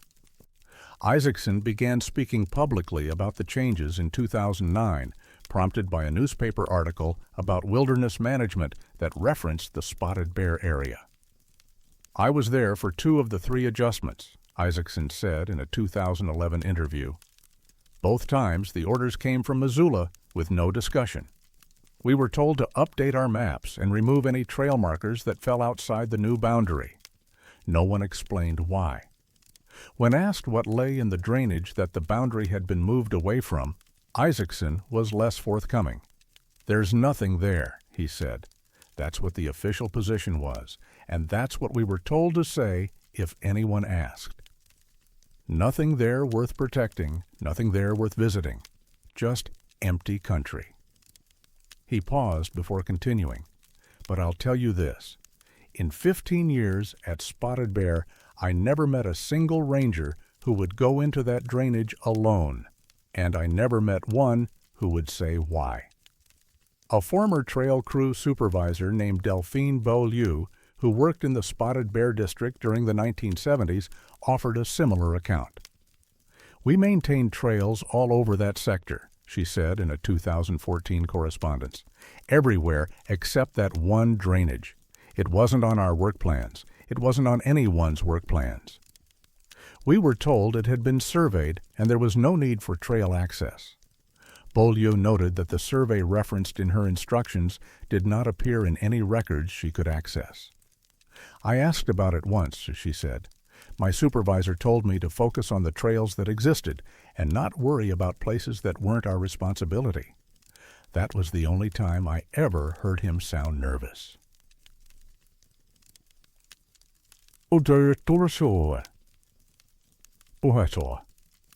Attempts to locate administrative records explaining the boundary adjustments have met with consistent failure. A Freedom of Information Act request submitted in 2012 specifically sought documentation related to boundary changes in the Spotted Bear sector between 1964 and 1980. The response, received after 11 months, stated that no responsive documents had been located. A follow-up request, submitted in 2015, asked for any records referencing the unnamed drainage northeast of the ranger station, including survey reports, wildlife, assessments, or geological studies. This request was partially fulfilled, yielding a collection of documents that referenced the drainage only obliquely.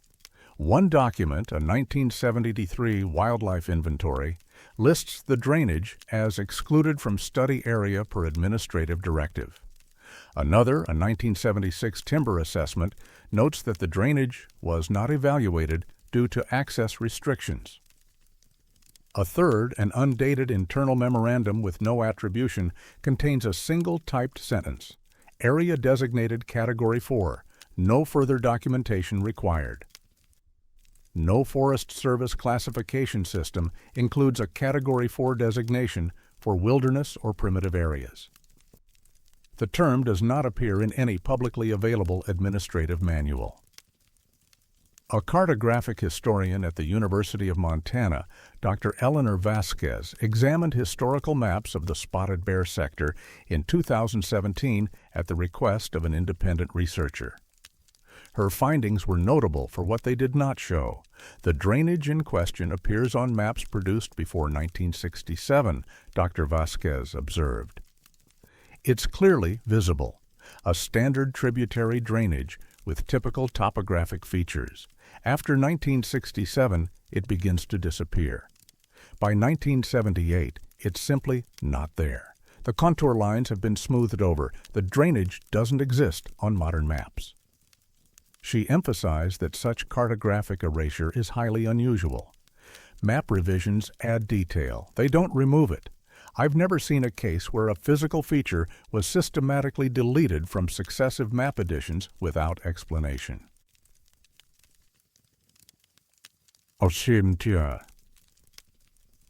The Spotted Bear Ranger Station continues to operate as a hub for wilderness access, serving hikers, hunters, and outfitters who venture into the Bob Marshall backcountry. The current boundary follows the line established in 1978, and there have been no further adjustments in the 45 years since. Gordon Isaacson died in 2016.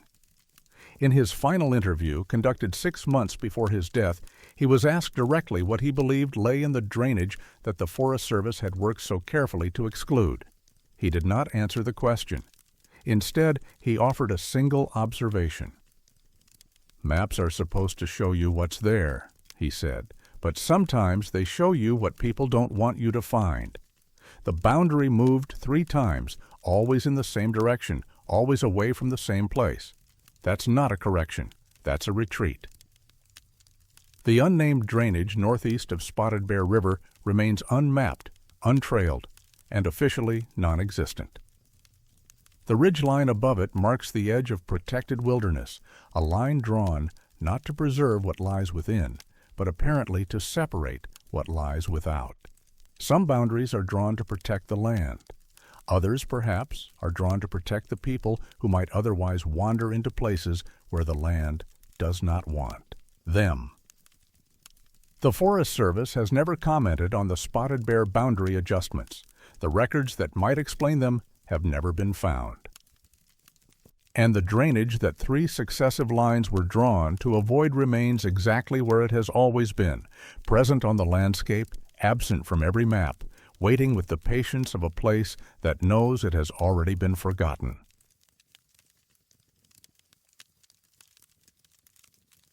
For 11 minutes, the sky went quiet, and in those 11 minutes, 4 people saw something that should not have been there.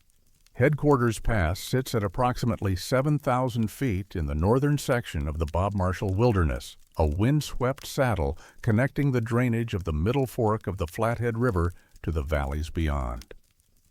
The terrain is exposed, rocky, and prone to sudden weather changes that make aerial navigation challenging even in favorable conditions.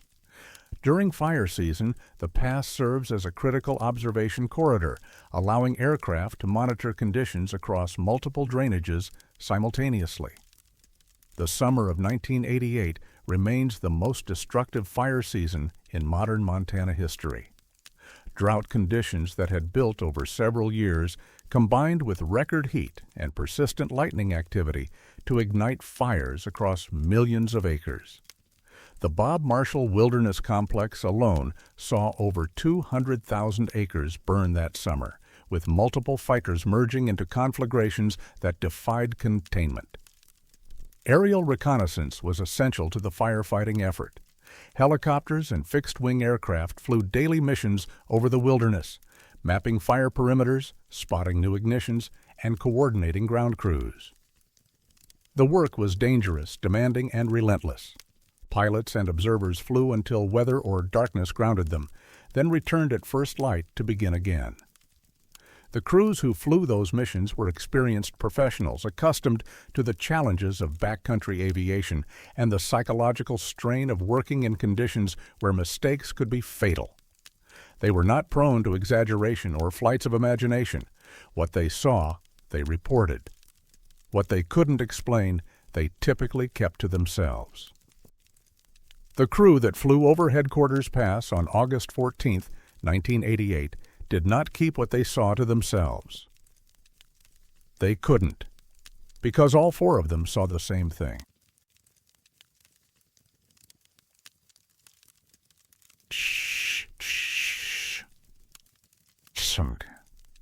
The helicopter departed from the Spotted Bear Ranger Station at approximately 9:15 in the morning. The pilot was a contract aviator named Curtis Bergman, a 20-year veteran of firefighting operations with over 8,000 flight hours logged in mountainous terrain. The crew included a fire behavior analyst named Yuki Tanaka, a Forest Service operations coordinator named Robert Delacroix, and an aerial photographer named Sandra Nilsson. Their mission was routine: survey active fire lines in the upper South Fork drainage and document conditions for tactical planning. The flight path took them northeast across the wilderness, following established corridors that provided optimal visibility while minimizing exposure to smoke and turbulence. At approximately 10:22 in the morning, as the helicopter crossed Headquarters Pass at an altitude of approximately 8,500 feet, all radio communication ceased. Bergman's initial assumption was equipment failure. He attempted to contact the Spotted Bear base on multiple frequencies, then tried the emergency channel. Nothing. The radio produced no static, no interference, simply silence, as if it had been disconnected from the antenna entirely. The silence lasted exactly 11 minutes. During that time, the helicopter continued its flight path without incident. The engines performed normally. All instruments functioned correctly. The only anomaly was the complete absence of radio communication. And then there was what they saw below.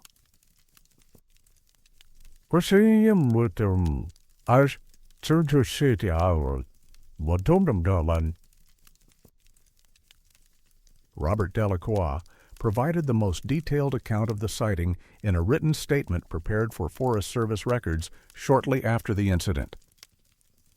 Approximately 3 minutes after radio contact was lost, Tanaka directed my attention to a clearing on the eastern slope below the pass, Delacroix wrote.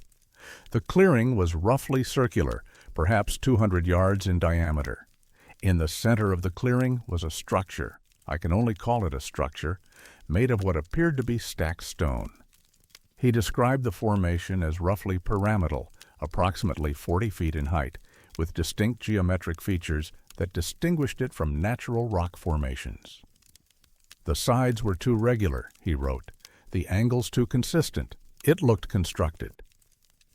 Sandra Nielsen photographed the formation from multiple angles as Bergman circled the clearing. Her camera, a professional-grade 35mm unit loaded with color slide film, was functioning normally. She estimated that she captured between 12 and 15 exposures of the site before the helicopter moved on. Yuki Tanaka's account was more reserved, but no less certain. "I am trained to observe terrain features," she said in a later interview. "I know what natural formations look like. What we saw was not natural. The proportions were deliberate. The placement was deliberate. Someone, or something, built that." Curtis Bergman, when asked about the sighting years later, offered only a brief comment. "I've flown over every inch of that wilderness. I know what's down there and what isn't. What we saw that day isn't on any map, wasn't then, isn't now.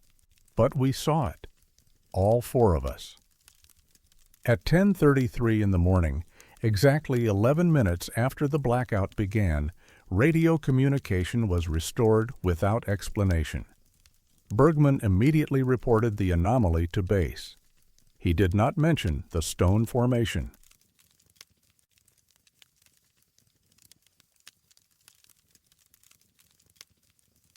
The crew returned to the coordinates the following morning, August 15th. The clearing was exactly where they remembered it, circular, approximately 200 yards in diameter, surrounded by subalpine forest. The structure was gone. The center of the clearing was empty. The ground showed no evidence of construction, no foundation marks, no disturbance of any kind. The grass was undisturbed. The soil was intact. There was nothing to indicate that anything had ever occupied the space. Bergman landed the helicopter at the edge of the clearing, and the crew conducted a ground search. They found no stone, no debris, no indication that a 40-foot structure had stood there 24 hours earlier. The clearing itself was unremarkable, a natural meadow, possibly maintained by periodic fire, with no unusual features. Sandra Nielsen's photographs, when developed, showed the clearing exactly as they had observed it on August 15th, empty, featureless, ordinary. The 12 to 15 exposures she had taken of the stone formation showed only grass and sky, no structure, no anomaly. The negatives were examined by a photo analyst at the Forest Service's Missoula office. His report, included in the incident file, states, "Exposures 12 through 26 show consistent imagery of a subalpine meadow. No evidence of double exposure, film damage, or processing error. The film recorded what was in front of the lens." What was in front of the lens, apparently, was not what the crew had seen. Oh dear. The official incident report for August 14, 1988, documents the radio blackout, but makes no mention of the stone formation. The report attributes the communication failure to atmospheric interference consistent with fire-generated conditions and recommends no further action. A separate memorandum, discovered in archived files in 2004, takes a different tone. The document, marked Internal Distribution Only, summarizes the crew's accounts and notes that all 4 witnesses provided consistent descriptions of a constructed stone feature that does not appear in aerial photography or ground reconnaissance. The memorandum recommends that no further inquiry be conducted and that the matter be considered resolved for administrative purposes. The author of the memorandum is not identified. The distribution list is redacted. None of the 4 crew members were formally interviewed about the sighting after the initial statements were collected. Tanaka and Delacroix both requested reassignment to other regions following the 1988 season. Nilsson left firefighting work entirely in 1990. Bergman continued flying contract missions until his retirement in 2001, but reportedly refused to fly routes that crossed Headquarters Pass. A communications specialist consulted about the radio blackout in 2010 offered a partial explanation for the communication failure. Intense heat from large fires can create ionospheric disturbances that affect radio propagation. However, he noted that such disturbances typically produce static or signal degradation, not complete silence. A clean blackout of that duration with instant restoration is unusual, he said. I'd want to know what else was happening in that airspace. No other aircraft reported communication anomalies over Headquarters Pass on August 14, 1988.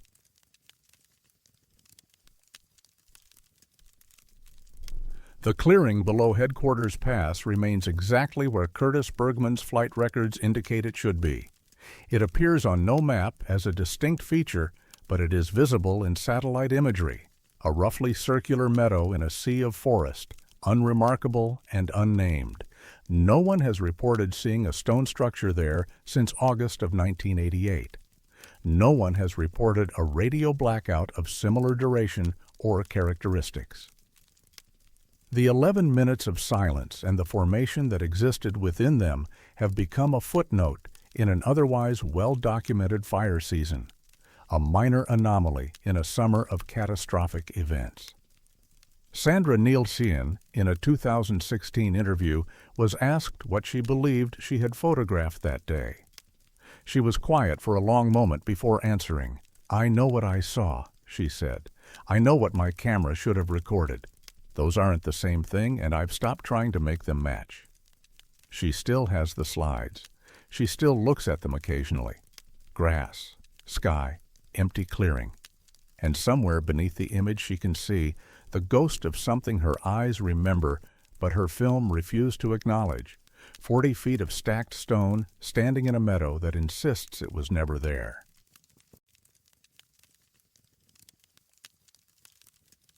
The marker is real. The date is real. The man whose name it bears died before he could have placed it. Silvertip Mountain rises to 9,348 feet in the heart of the Bob Marshall Wilderness, a jagged limestone peak visible from dozens of miles in every direction.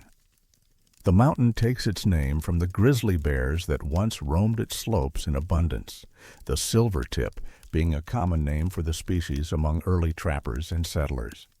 The terrain is severe, loose scree, exposed ridgelines, and weather that can shift from clear to lethal in less than an hour.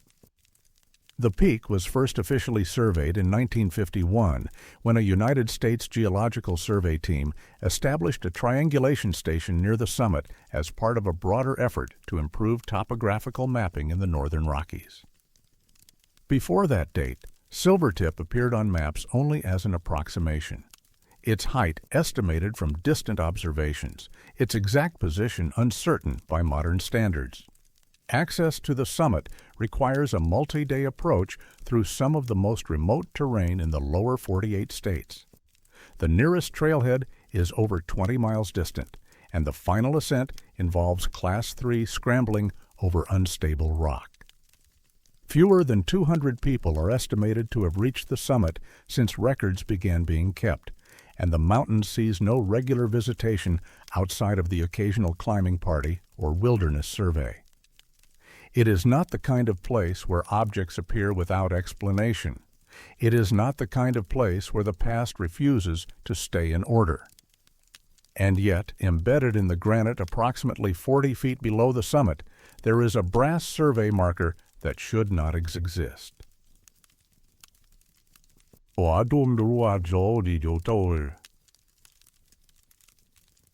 The marker was first documented in August of 1983 by a climbing party led by Helena-based mountaineer Wendell Stromberg. Stromberg had summited Silvertip twice before, in 1971 and 1977, and was familiar with the terrain. On this third ascent, he noticed something he had not seen on previous climbs: a small brass disc set into a natural depression in the rock, approximately 3 inches in diameter, weathered but clearly legible. The disc bore the standard markings of a USGS survey marker. Around the outer edge was stamped U.S. Geological Survey. In the center was the inscription 1923 and a reference number that Stromberg recorded in his climbing log. Curious about the marker's history, Stromberg contacted the USGS upon his return to Helena. The response he received was unexpected.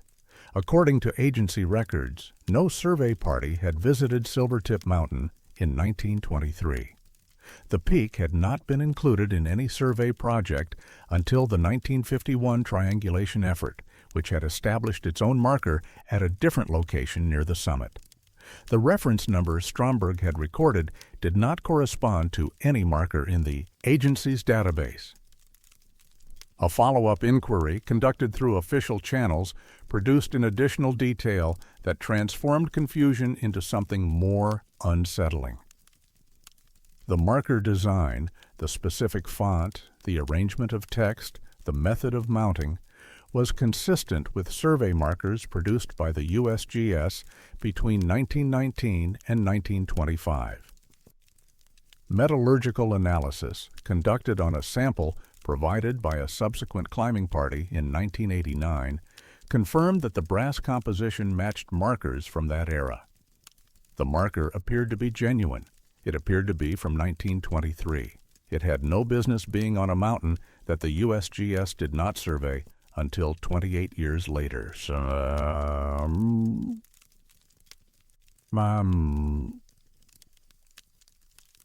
The discovery might have remained a minor curiosity.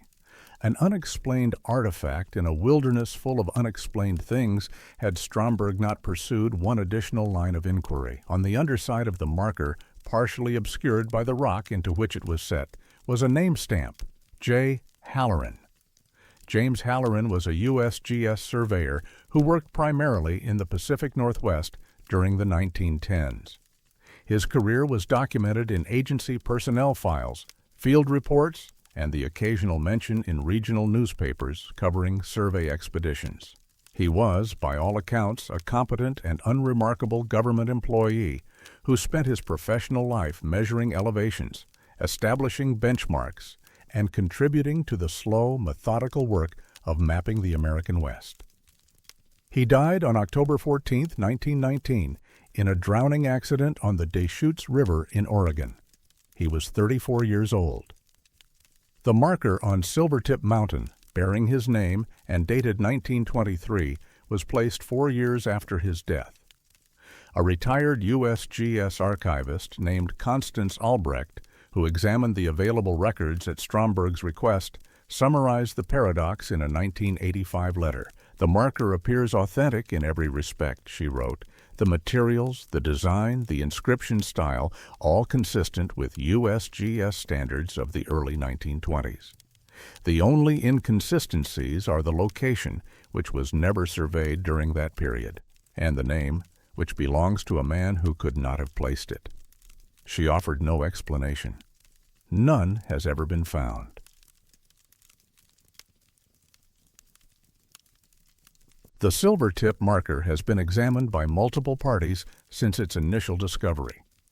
A geological survey team visited the site in 1992 as part of an unrelated research project and documented the marker's position, condition, and inscriptions. Their report notes that the marker shows weathering consistent with 70 or more years of exposure, and that no evidence of recent installation or tampering was observed. A historian specializing in USGS operations, Dr. Franklin Morehouse, reviewed the available documentation in 2003. His analysis raised several additional questions. Survey markers of this type were produced in batches and assigned reference numbers sequentially, Dr. Morehouse explained. The reference number on the Silvertip marker falls within a range that was issued in 1922 and deployed primarily in Idaho and western Montana during the 1923 field season. The markers in that range are all accounted for in agency records, all except one, which was reported lost during a supply transport in July of 1923. The lost marker's reference number matches the one on Silvertip Mountain. The implication, Dr. Morehouse continued, is that a marker reported lost in transit somehow ended up on a peak that no survey team visited, bearing the name of a man who had been dead for 4 years. I don't have an explanation for that. I'm not sure there is one. James Halloran's death is well documented. The drowning occurred during a survey expedition along the Deschutes River, and his body was recovered 3 days later. He is buried in a small cemetery in Bend, Oregon. His grave marker, installed by his family in 1920, bears the same name that appears on the brass disc 4 years later, 600 miles away, on a mountain he never climbed. Attempts to locate Halloran's field journals or personal correspondence have been unsuccessful.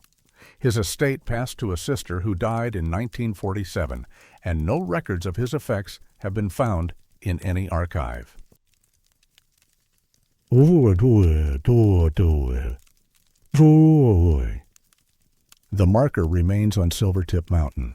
It has not been removed, relocated, or further analyzed. The USGS has no official position on its existence, and inquiries to the agency are typically met with responses indicating that historical anomalies in field markers are not uncommon, and that records from the early 20th century are incomplete. Wendell Stromberg climbed Silvertip one final time in 1996 at the age of 63. He photographed the marker again and compared the images to those he had taken 13 years earlier. The weathering had progressed, but the inscriptions remained legible. In a journal entry from that expedition, Stromberg recorded a detail he had not noticed on previous visits. The marker was positioned in such a way that it faced northeast, toward Oregon, toward the Deschutes River, toward the place where James Halloran had died 77 years earlier. Probably a coincidence, Stromberg wrote. Markers don't have intentions. But I stood there for a while, looking in that direction, trying to imagine what a man would see from that spot if he were really there in 1923. Mountains, mostly. Sky. The kind of emptiness that makes you feel small. He paused before adding a final line. I don't know who put that marker there, but I know it wasn't James Halloran, and I know it wasn't the USGS. And I know that if I think about it too long, I start to feel like the mountain watching me back. The brass disc remains embedded in granite, bearing a date that cannot be correct, and a name that belongs to the dead. It has been there for over a century, if the inscription is to be believed. It has been there for at least 40 years, if the discovery date is accurate. Either way, it is waiting for someone to explain how it arrived. No one has.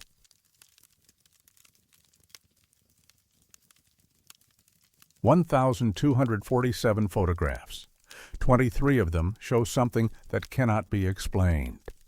Station 12 was one of dozens of fire lookouts that once dotted the mountains of western Montana, part of a network designed to provide early detection of wildfires in the vast roadless areas of the northern Rockies.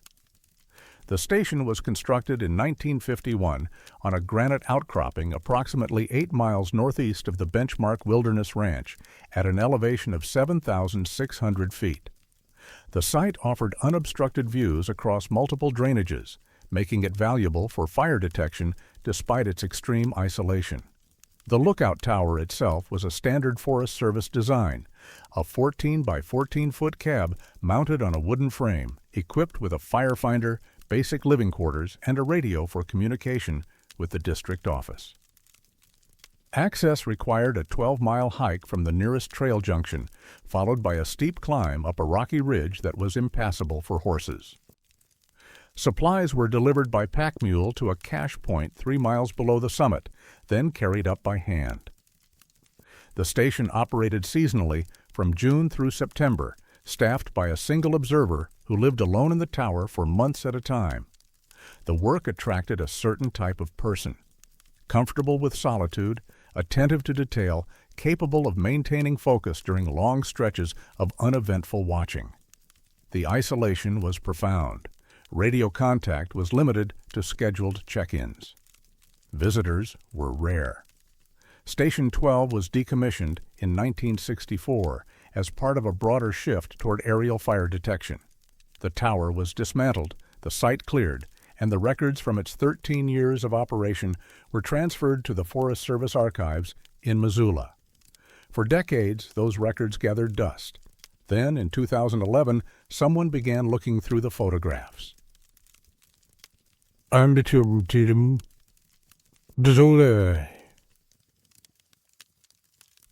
The observer assigned to Station 12 during the 1963 season was a 26-year-old forestry student named Howard Beckwith.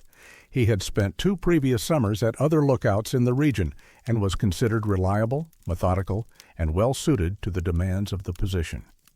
His assignment began on June 12th and concluded on September 19th, 100 days of continuous observation. Per standard protocol, Beckwith was required to maintain a daily log of weather conditions, fire activity, and any unusual observations. He was also provided with a camera and instructed to take daily photographs of the surrounding terrain as a supplementary record of conditions. The photographs were not artistic. They were documentation, taken at consistent times and angles to provide a visual baseline for comparison. Beckwith took 1,247 photographs during the 1963 season. He developed them himself using a small darkroom setup in the supply.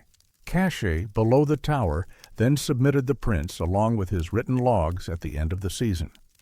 The photographs sat in the archive for nearly 50 years.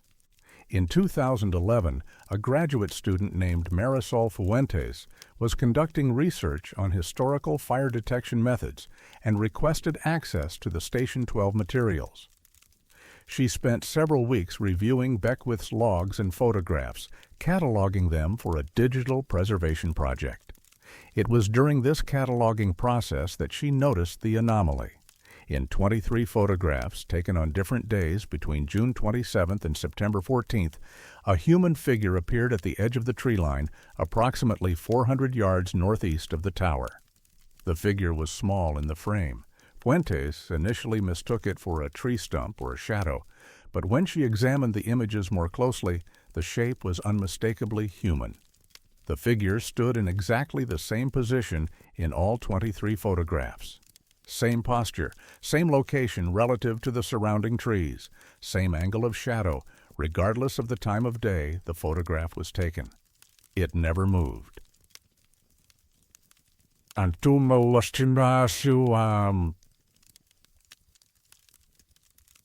Marisol Fuentes brought the photographs to the attention of her academic advisor, Dr. Nathan Okafor, who specialized in archival research methods. His initial assessment was that the figure must be a fixed object, a tree, a rock formation, or perhaps a piece of equipment that coincidentally resembled a human form. The consistency argued against anything living, Dr. Okafor said in a 2014 interview. People move, animals move. Whatever this was, it didn't move at all across 80 days of photographs. That suggested a static object. But closer examination complicated this interpretation. The figure appeared to be wearing clothing. The proportions were consistent with an adult human of average height. In 3 of the photographs, taken on days with different weather conditions, the apparent clothing showed subtle variations, a darker tone in one, a lighter tone in another, that suggested fabric rather than bark or stone. I wanted to explain it away, Dr. Okafor admitted. I kept looking for a rational interpretation, but the more I looked, the harder it became to find one. Howard Beckwith was located in 2012, living in a retirement community in Bozeman. He was 85 years old and in declining health, but his memory of the 1963 season was clear.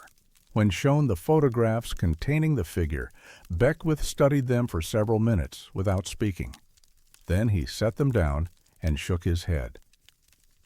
"I never saw anyone out there," he said. "Not once, all summer.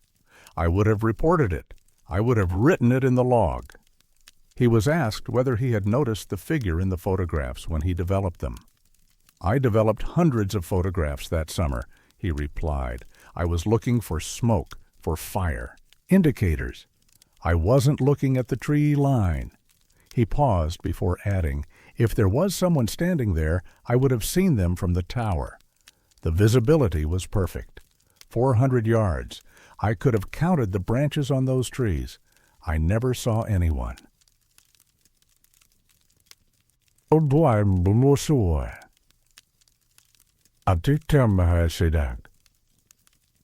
Forest Service has no official position on the Station 12 photographs. Inquiries submitted through public records requests have been acknowledged, but not substantively answered. The archive containing Beckwith's photographs remains accessible to researchers, but no further analysis has been conducted by the agency. Dr. Okafor attempted to organize a follow-up investigation in 2013, proposing to visit the former Station 12 site and document the tree line from the same vantage point. The proposal was approved by his university, but ultimately abandoned due to access difficulties. The trail to the site had not been maintained since the station's closure, and reaching the location would have required a multi-day expedition through unmarked terrain. A photographic analyst named Joanna Christiansen examined high-resolution scans of the images in 2015. Her report noted several unusual characteristics. The figure appears at consistent scale across all images, which suggests it was always at the same distance from the camera, Christiansen observed. The shadow angles, however, do not always correspond to the apparent time of day. In 3 photographs taken in morning light, the figure's shadow falls to the northwest, consistent with afternoon sun. In 2 photographs taken in afternoon light, the shadow is absent entirely. She was unable to explain the discrepancy. Either the figure was physically present and casting an impossible shadow, she concluded, or the figure was added to the photographs after the fact. But there's no evidence of manipulation. The grain is consistent, the exposure is consistent, and the prints show no signs of tampering. The original negatives, which might have provided definitive evidence, were destroyed in a 1991 archive fire that consumed a significant portion of the Forest Service's historical photograph collection. Only Beckwith's prints survive. Howard Beckwith died in 2017 at the age of 90. In his final interview, conducted 2 years before his death, he was asked one more time about the figure in the photographs. He did not look at the images again. He simply sat quietly, his hands folded in his lap, and spoke in a voice that had grown thin with age. "I spent 100 days on that mountain," he said. "I watched the same ridge line every morning, every afternoon, every evening. I knew every tree, every rock, every shadow. If someone had been standing out there, I would have seen them." He was quiet for a moment. But here's what I keep thinking about all these years later. The camera saw something I didn't. It saw the same thing in the same place on 23 different days, and it never moved. Not once.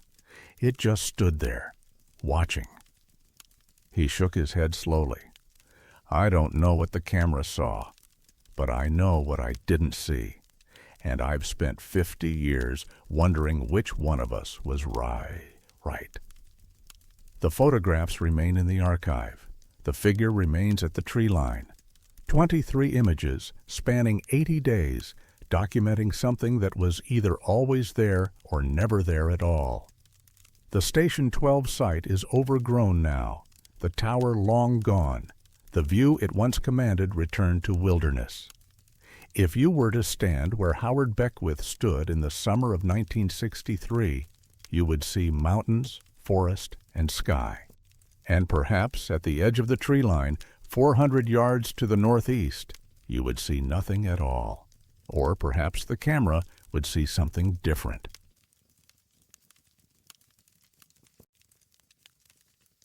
They left everything behind, their food, their rifles, their gear. They left as if they were never coming back. And they never did. The Pentagon Creek drainage lies in one of the most remote sections of the Bob Marshall Wilderness, a narrow valley carved between limestone ridges approximately 30 miles from the nearest maintained road.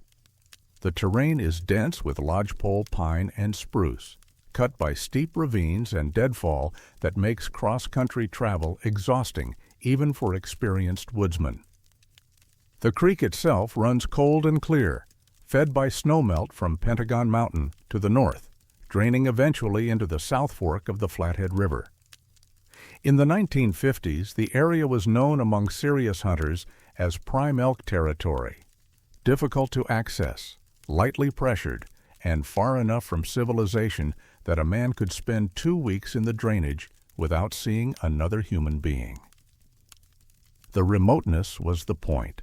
Hunters who made the journey were seeking solitude as much as game, and the Bob Marshall delivered both in abundance. The region had no permanent structures, no trails maintained beyond game paths, and the occasional blazed tree marking old outfitter routes. Radio communication was non-existent. Maps of the area were incomplete based on surveys conducted decades earlier and never updated. A man who got lost in the Pentagon Creek drainage in 1956 could wander for days without finding a landmark that matched his topographical sheet. It was not a place where people disappeared often, but when they did, the wilderness had a way of keeping them.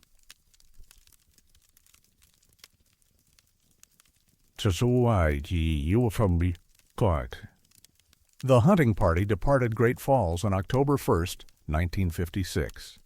The group consisted of 3 men: Walter Lindqvist, age 44, a machinist with 20 years of hunting experience; Bernard Cahill, age 39, a schoolteacher and Lindqvist's brother-in-law; and Dominic Saviano, age 51, a retired railroad worker who had hunted the Bob Marshall country since before the wilderness designation. All 3 were experienced outdoorsmen. Saviano, in particular, had made the Pentagon Creek trip multiple times and was familiar with the terrain, the weather patterns, and the challenges of backcountry navigation. The party was well equipped. They carried 2 weeks' worth of provisions, appropriate cold weather gear, and 3 rifles between them.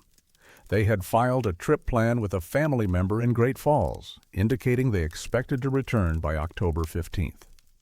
On October 16th, when the men failed to return, Lindqvist's wife contacted the Flathead County Sheriff's Office. A search was organized the following day. The search party, consisting of 6 volunteers and 2 Forest Service rangers, reached the Pentagon Creek drainage on October 19th after a 2-day approach. They found the hunting camp approximately 4 miles upstream from the creek's confluence with a larger tributary.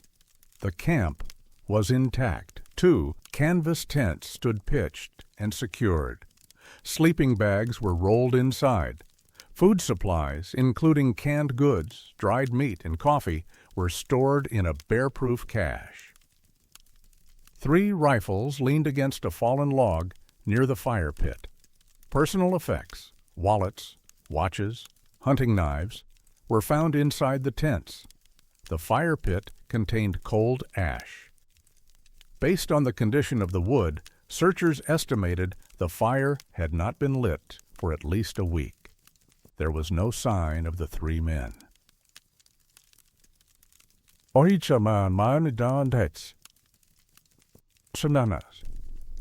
The search continued for 12 days, covering an area of approximately 40 square miles. Tracking dogs were brought in on October 22nd, but failed to locate a scent trail leading away from the camp. aerial reconnaissance, hampered by weather and the density of the forest canopy, produced no results. Edwin Greer, the lead Forest Service ranger on the search, later provided a detailed account of the scene in his official report. "The camp showed no evidence of disturbance," Greer wrote, "no signs of struggle, no blood, no damage to equipment. The provisions were adequate for several more days. The rifles were loaded and in working condition. Whatever caused the men to leave, they did not take anything with them, not even their weapons." Greer noted one additional detail that did not make it into the official summary. In an interview conducted in 1982, he described finding tracks leading away from the camp toward the northwest. "3 sets of boot prints moving in single file," he said. "They went maybe 200 yards, then stopped. Just stopped. The ground was soft, good tracking conditions. If they'd kept walking, we would have followed them.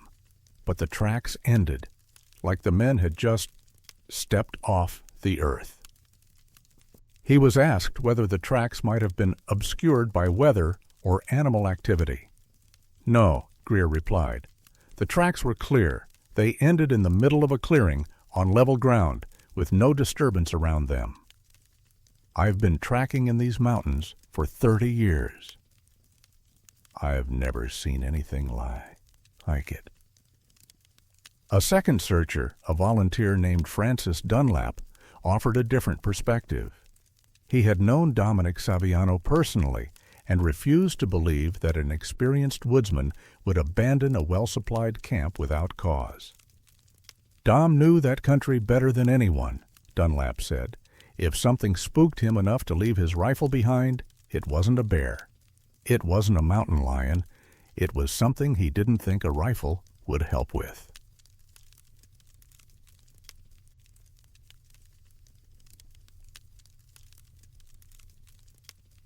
The search was officially called off on October 31, 1956. The case was classified as a missing persons investigation, and the file was transferred to the Flathead County Sheriff's Office for long-term retention. No bodies were ever recovered. No further evidence was discovered. The case might have remained a footnote in the region's history of wilderness disappearances had it not been for a discovery made 33 years later. In September of 1989, a solo hiker named Arthur Whitmore was traveling through the Pentagon Creek drainage when he stopped to rest near the remains of an old campsite. The site was overgrown, but traces of the original camp were still visible: rusted tent stakes, fragments of canvas, the outline of a fire pit filled with decades of accumulated debris. While exploring the area, Whitmore noticed something partially buried in the soil approximately 50 yards from the camp. He dug it out with his hands and discovered a leather-bound journal, water-damaged but largely intact. The journal contained dated entries spanning from October 1st through October 9th, 1956. The handwriting was later identified as belonging to Bernard Cahill. Most of the entries were routine: weather observations, hunting conditions, notes on game sightings. The entry for October 7th mentioned that the party had heard unusual sounds during the night. Something moving through the trees. Dee says probably elk, but doesn't sound right. Too deliberate. The entry for October 8th was shorter. Sounds again last night. Closer. W wants to break camp. Dee says wait. The final entry, dated October 9th, 1956, consisted of a single line: "They're not animals, they're not anything." The journal was turned over to the Flathead County Sheriff's Office. A supplementary report was added to the original case file, but no new investigation was initiated. The journal is currently held in a private collection, purchased at an estate auction following Whitmore's death in 2004. Attempts to locate additional documentation related to the 1956 disappearance have been largely unsuccessful. The original search records are incomplete, and several key documents, including Edwin Greer's full field report and the initial missing persons complaint, are no longer in the county archive.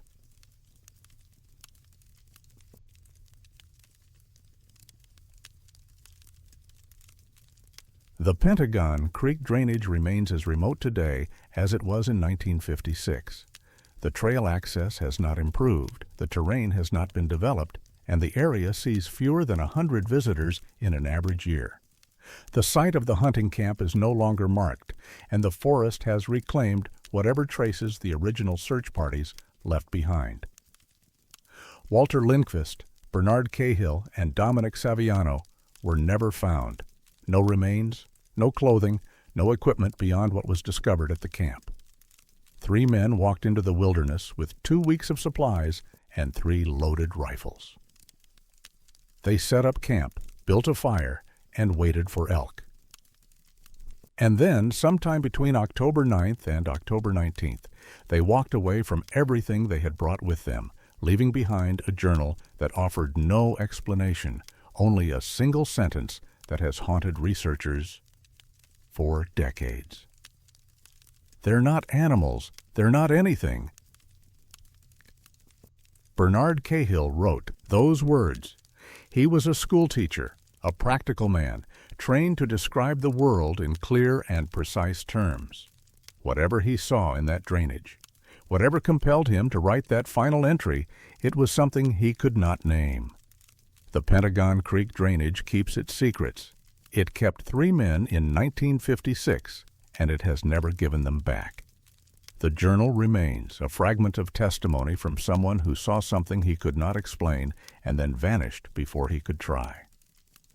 The last word Cahill wrote was anything. He underlined it twice.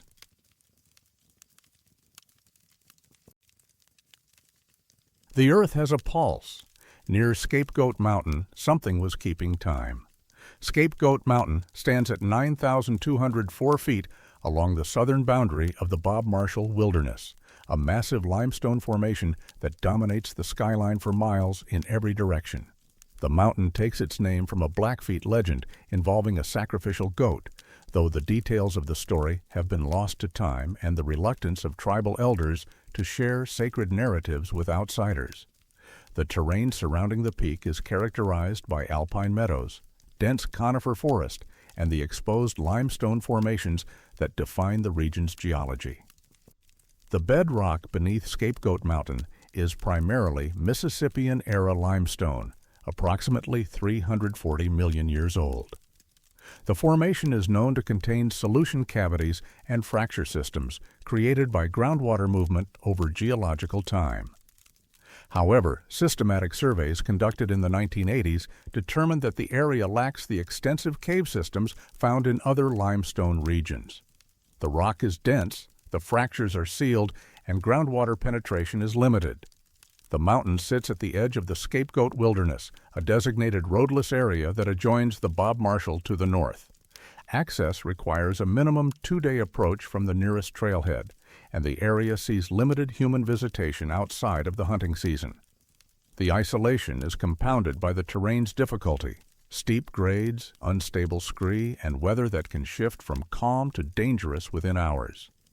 It is not a place that invites casual investigation.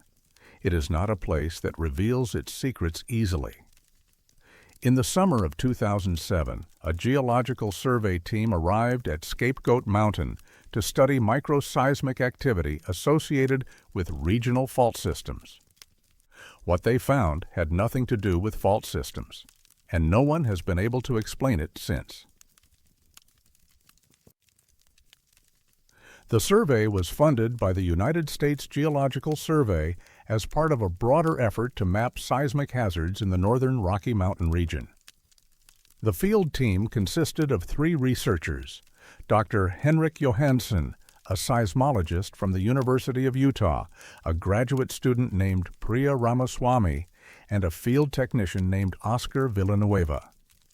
They established a base camp approximately 2 miles northwest of Scapegoat Mountain on July 15th and began deploying portable seismographs at predetermined locations. The equipment was standard for this type of survey: broadband seismometers capable of detecting ground motion across a wide frequency range, connected to digital recorders that logged data continuously.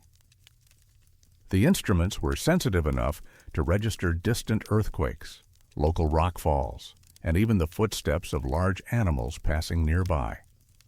The first anomalous reading was recorded on July 22nd, 7 days after the equipment was deployed. The seismograph positioned closest to Scapegoat Mountain registered a series of low-frequency vibrations beginning at 2 in the morning and continuing until 2:47.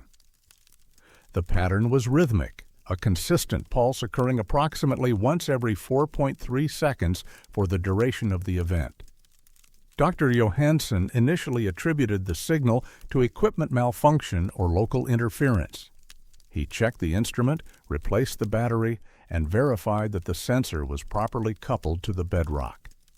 The pattern repeated the following night. Same time, same duration, same interval between pulses. It repeated every night for the next 6 weeks.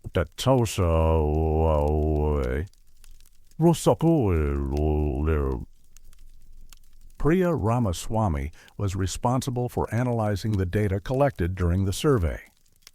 Her initial findings, documented in field notes that were later obtained through a public records request, described the anomaly in precise technical terms. The signal appears at consistent intervals with minimal variation in amplitude or frequency across the recording period, she wrote. Source depth, calculated from arrival times at multiple stations, indicates an origin point approximately 120 meters below the surface. Geological surveys of the area indicate solid Madison Group limestone at that depth, with no known voids, cavities, or fluid reservoirs. She noted that the signal did not match any known seismic source. It was not consistent with earthquake activity, volcanic tremor, or anthropogenic sources such as mining or construction. The rhythm was too regular for natural geological processes, which typically produce irregular or chaotic vibration patterns. The consistency suggests a mechanical source, Ramaswamy wrote. However, no mechanical activity is known to occur within the survey area. Oscar Villanueva, who spent the most time at the field camp, described the experience in more personal terms during a 2012 interview. "You couldn't hear it," he said. "The frequency was too low. But some nights, if you put your hand on the ground at the right time, you could feel it, just barely, like a heartbeat, way down in the rock." He was asked whether the sensation was unsettling. "I'm not a superstitious person," Villanueva replied, "but there were nights when I lay in my tent feeling that pulse come up through the ground, and I couldn't shake the feeling that something down there knew we were listening." Dr. Johansen was more circumspect in his public statements, emphasizing that unusual seismic signals have mundane explanations more often than not. But in private correspondence obtained by researchers, he expressed greater uncertainty. "I have no satisfactory explanation for the scapegoat readings," he wrote in an email to a colleague in October of 2007. "The signal is real. I verified it multiple ways, but I cannot identify the source, and I cannot reconcile its characteristics with any known geological or anthropogenic process."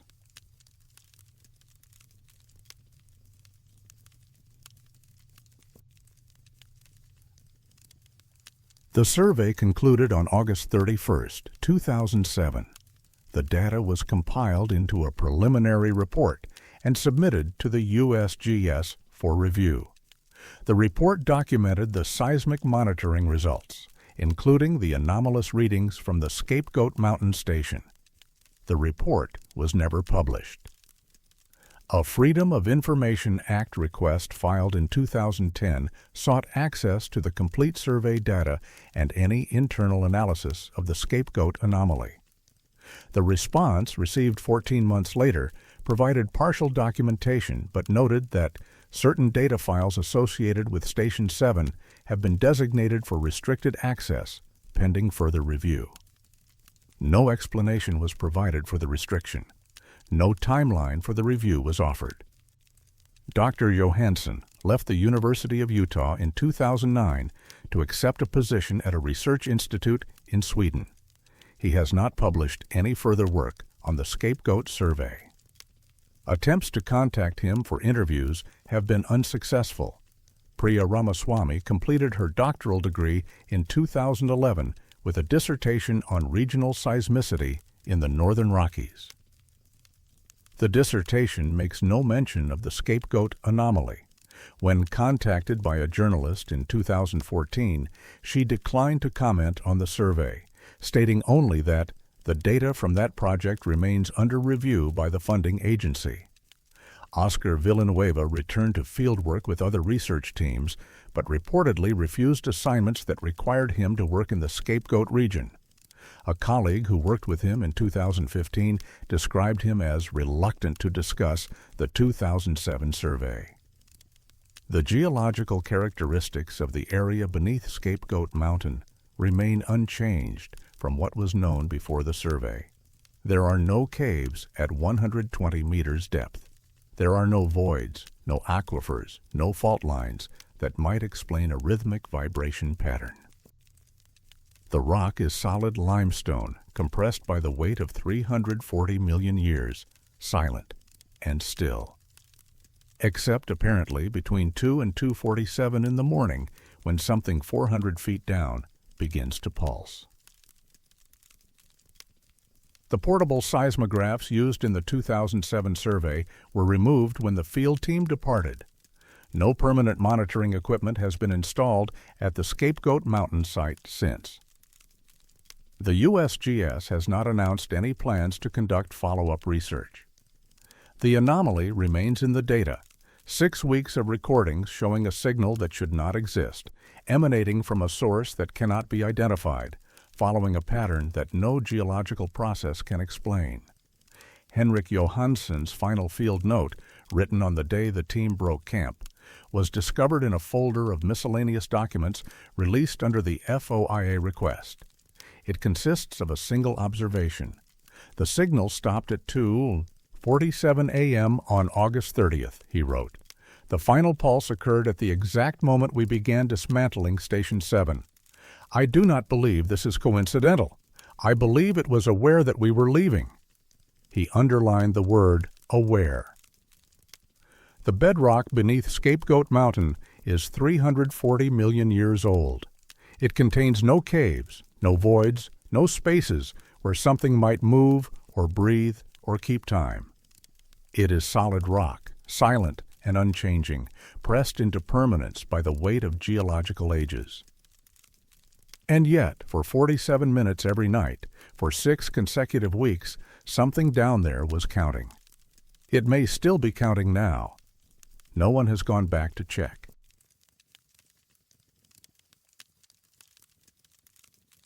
Someone saved his life. The records say that person never existed. Big Salmon Lake lies in a glacially carved basin approximately 18 miles from the nearest trailhead, one of the largest natural lakes in the Bob Marshall Wilderness. The water is cold year-round, fed by snowmelt and underground springs that keep the temperature barely above freezing even in midsummer. The surrounding terrain is dense spruce and fir forest, broken by rocky outcroppings and the occasional meadow where elk and deer graze in the early morning hours. The lake has been a destination for backcountry travelers since the area was first designated as wilderness in 1940. Its remoteness is both its appeal and its danger. The journey in takes most hikers 2 full days, and the journey out offers no shortcuts. Weather can shift without warning. Trails can become obscured by deadfall or early snow, and help when needed is never close. Search and rescue operations in the Bob Marshall are complicated by the same factors that make the wilderness attractive to those seeking solitude. Helicopters cannot always land. Radio communication is unreliable. Response times are measured in days rather than hours. The wilderness does not accommodate emergencies. Over the decades, Big Salmon Lake has been the site of multiple rescues. Hikers who underestimated the terrain, fishermen caught by sudden storms, hunters who strayed too far from their camps. Most of these incidents follow predictable patterns. Someone gets lost, someone gets hurt, someone gets cold. The Forest Service responds, extracts the victim, files a report. The rescue of September 1979 followed a different pattern, a pattern that, 45 years later, no one has been able to explain.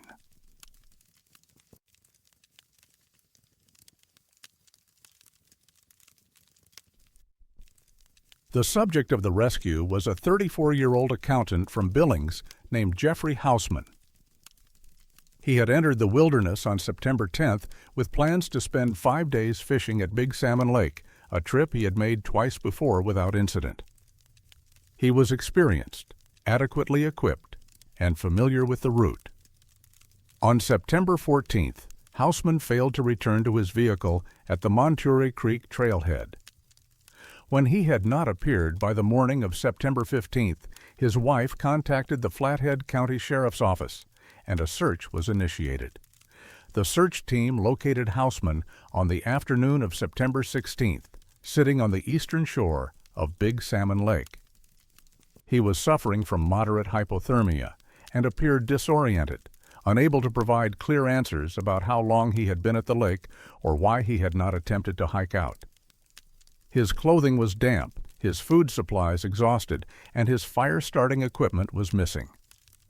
The rescue report filed by team leader Harold Fujimoto documents the standard details of the extraction: Hausman's condition, the route taken to reach him, the weather conditions, and the equipment used. But the report also contains a notation that has puzzled researchers ever since.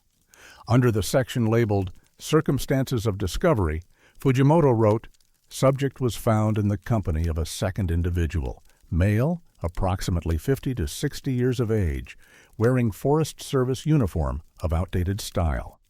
Individual identified himself as Tom Redding and stated he had been assisting the subject since the previous evening. Individual departed the scene prior to helicopter extraction. Identity could not be verified." The search team assumed Tom Redding was a ranger or volunteer they had not been informed about. They made no effort to detain him or record further details. He walked into the tree line and did not return. Jeffrey Hausman provided a detailed account of his experience during a debriefing conducted at the Flathead County Sheriff's Office on September 18th, 2 days after his rescue.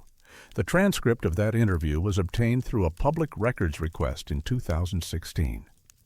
According to Hausman, he had become disoriented on September 13th after taking a wrong turn while returning to his camp from a fishing spot on the lake's northern shore. He wandered for several hours before realizing he was lost, then attempted to retrace his steps as darkness fell. At some point during the night, he slipped on wet rock and fell into the lake, losing his pack and most of his supplies in the process. "I made it to shore, but I was soaked and I couldn't find my camp," Hausman said. "I was shaking so hard I couldn't think. I tried to start a fire, but my hands wouldn't work. I thought I was going to die." He described lying on the shore, unable to move as the temperature dropped. And then, sometime after midnight, a man appeared. He came out of the trees carrying a lantern, Hausman recalled. Old-style lantern, like something from a museum. He was wearing a Forest Service uniform, but it looked wrong. Heavy wool, brass buttons, not like anything I'd seen rangers wear.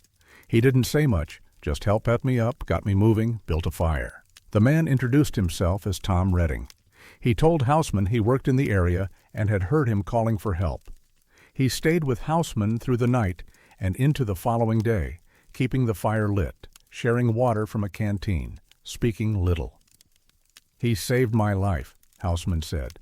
"I asked him where he was stationed, and he just said nearby. I asked how long he'd been with the Forest Service, and he said a long time. That's all he would say." When the rescue helicopter arrived, Redding walked into the forest. Hausman called after him, but he did not respond. "I wanted to thank him properly," Hausman said. "I wanted to know who he was, but he was gone, just gone."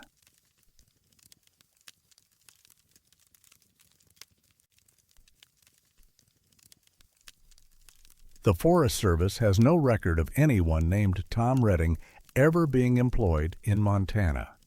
A comprehensive search of personnel files, conducted at the request of a researcher in 2004, found no match for the name in any district, any era, any capacity. The uniform Houseman described, heavy wool with brass buttons, corresponds to Forest Service Ranger attire from the early 20th century, a style that was phased out by the 1940s. No such uniform would have been in active use in 1979. Harold Fujimoto, the rescue team leader, was interviewed about the incident in 1992. He confirmed that he had seen the man Houseman described, but had assumed he was affiliated with the search effort. He looked like he belonged there, Fujimoto said, calm, competent, like he knew what he was doing. I didn't think to question it. When he walked away, I figured he had his own way out. It wasn't until later, when we tried to file the paperwork, that we realized no one knew who he was. Fujimoto noted that the man had not spoken to any member of the search team directly. He was just there, with Houseman, and then he wasn't. I've thought about it a lot over the years. I still don't have an explanation. A retired ranger named Vivian Olszewski, who worked in the Flathead region during the 1970s, offered a different perspective during a 2008 interview. There are stories, she said. Old-timers talk about seeing rangers in places where no rangers should be, men in old uniforms, doing the work, then disappearing. I always figured it was just talk, campfire stories. But after Houseman, I wasn't so sure. She declined to elaborate on the stories or name their sources.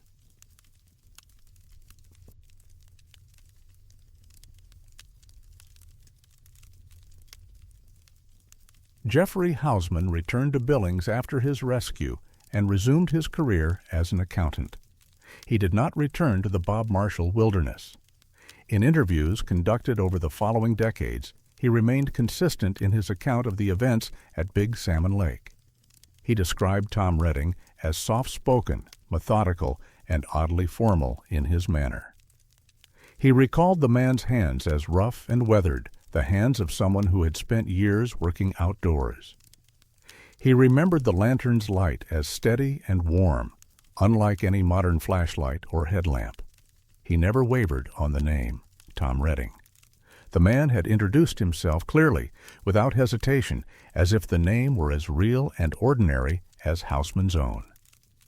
Houseman died in 2014 at the age of 69.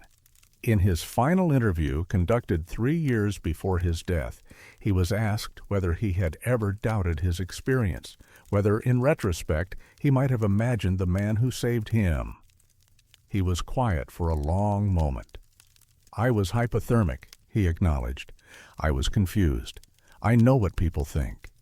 But I didn't imagine the fire that kept me alive. I didn't imagine the water he gave me. I didn't imagine the way he looked at me when he said goodbye, like he knew something I didn't, like he'd done this before. He paused. Whoever Tom Redding was, he was real. He was as real as you or me, and he saved my life. I don't need anyone to believe me. I know what happened. The rescue report remains in the Flathead County Archive. The name Tom Redding remains on page 3 in Harold Fujimoto's careful handwriting, identifying a man who helped and then vanished, a man who wore a uniform from another era, a man who has no employment record, no personnel file, no trace of existence anywhere in the system. Someone saved Jeffrey Houseman's life on the shores of Big Salmon Lake in September of 1979.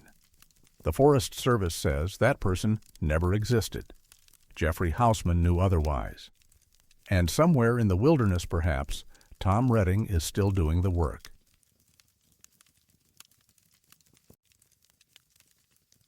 Trees grow toward the light. These trees grow away from something else. The dry fork of the Blackfoot River originates in the southeastern reaches of the Bob Marshall Wilderness, draining a high alpine basin surrounded by limestone cliffs and windswept ridges. The terrain is severe, exposed above tree line for much of its upper drainage, with scattered stands of white bark pine clinging to the rocky slopes where conditions allow. The river itself is modest at its source, little more than a trickle of snowmelt gathering in a granite-lined channel before beginning its long descent toward the Blackfoot Valley below. Whitebark pine is a keystone species in the high-elevation ecosystems of the northern Rockies. The trees are slow-growing, long-lived, and adapted to conditions that would kill most other conifers. They can survive temperatures of 40 below zero, winds exceeding 100 miles per hour, and growing seasons measured in weeks rather than months. Their seeds are a critical food source for grizzly bears, Clark's nutcrackers, and dozens of other species. The trees are also remarkably uniform in their growth patterns. Like all conifers, they exhibit phototropism, the tendency to grow toward available light. In exposed alpine environments, this typically means branches extend in all directions from the trunk, forming the characteristic crown shape that allows maximum light capture in the brief mountain summers. The grove near the headwaters of the Dry Fork does not follow this pattern. It follows no pattern that science has been able to explain.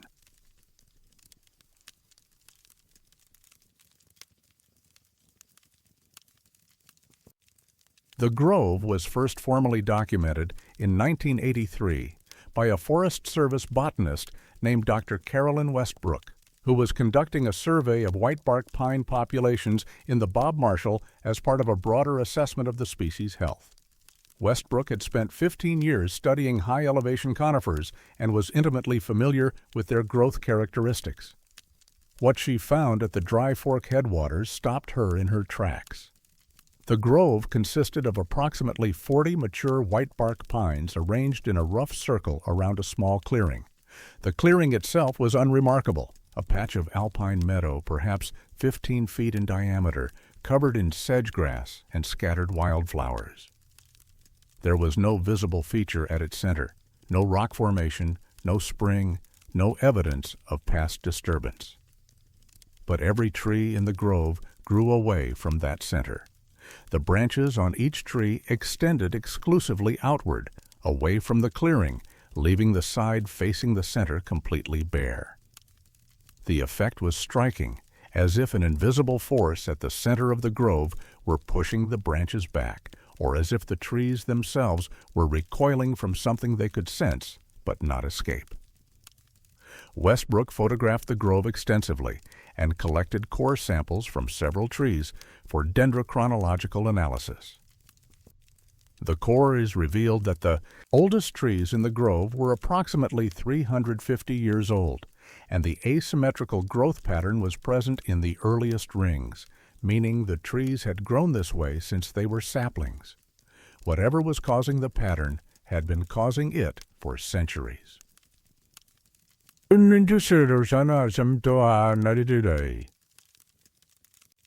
Dr. Westbrook's initial findings were met with skepticism by her colleagues.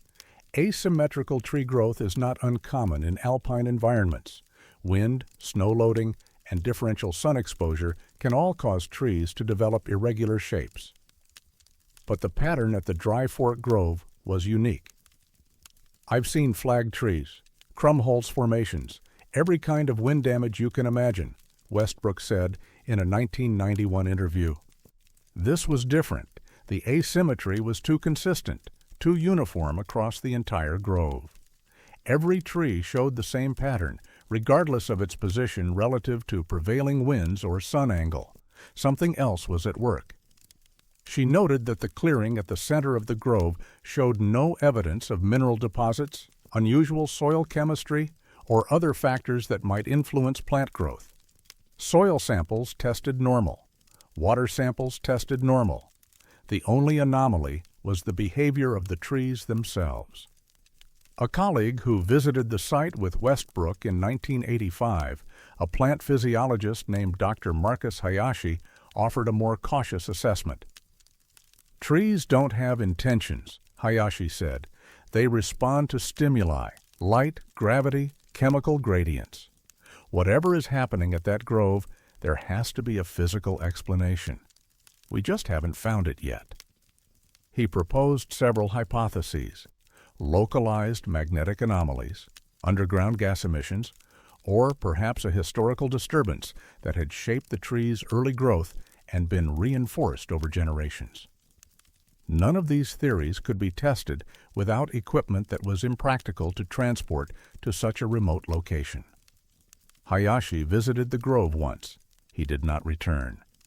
"There's nothing scientifically actionable there," he said when asked about the site years later. "Just trees growing in an unusual pattern. It happens." But when pressed on whether he had any personal impressions of the site, he hesitated. "I didn't like being there," he admitted. "I couldn't tell you why. The clearing felt watched. I know how that sounds. I'm a scientist. I don't believe in watched. But that's how it felt." 就是把比说不的多。 The Blackfeet Nation has maintained a presence in the region surrounding the Bob Marshall Wilderness for thousands of years, and their oral traditions contain references to places of power that are best left undisturbed. When researchers began investigating the Dry Fork Grove in the 1980s, several tribal members were contacted for information about the site. Most declined to comment. The Blackfeet are protective of sacred knowledge and wary of sharing it with outsiders who may not understand or respect its significance.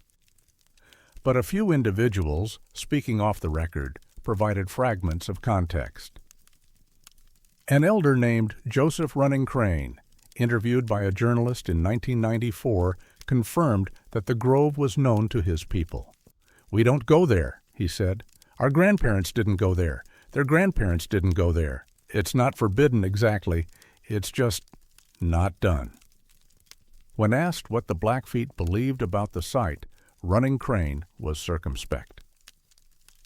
"Something sleeps there," he said. "Has been sleeping a long time. The trees are polite enough not to look at it. We try to be polite too."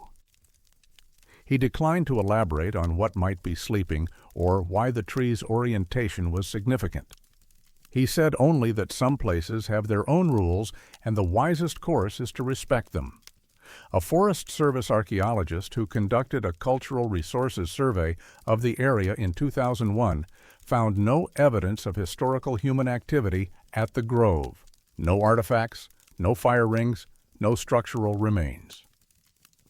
The site appeared to have been deliberately avoided for as long as humans had been in the region.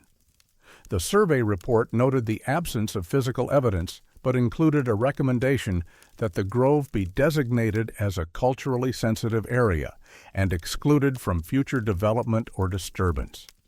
The recommendation was adopted without explanation.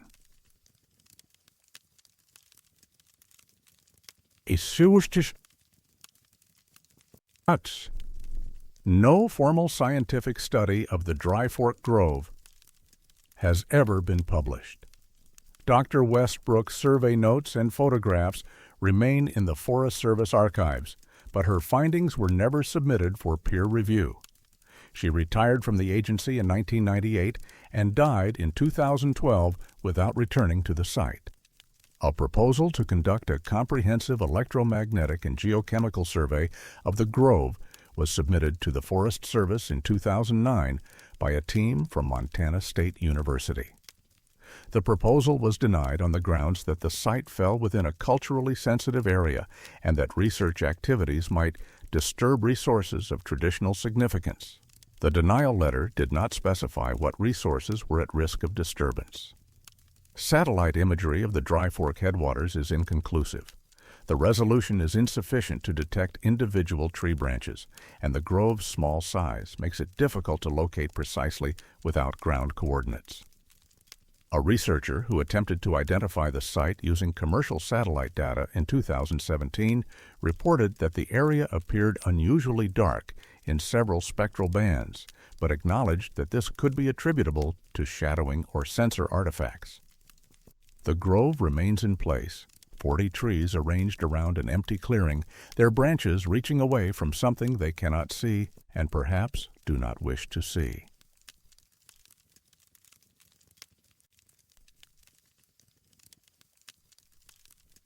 The whitebark pines of the Bob Marshall Wilderness can live for over 1,000 years.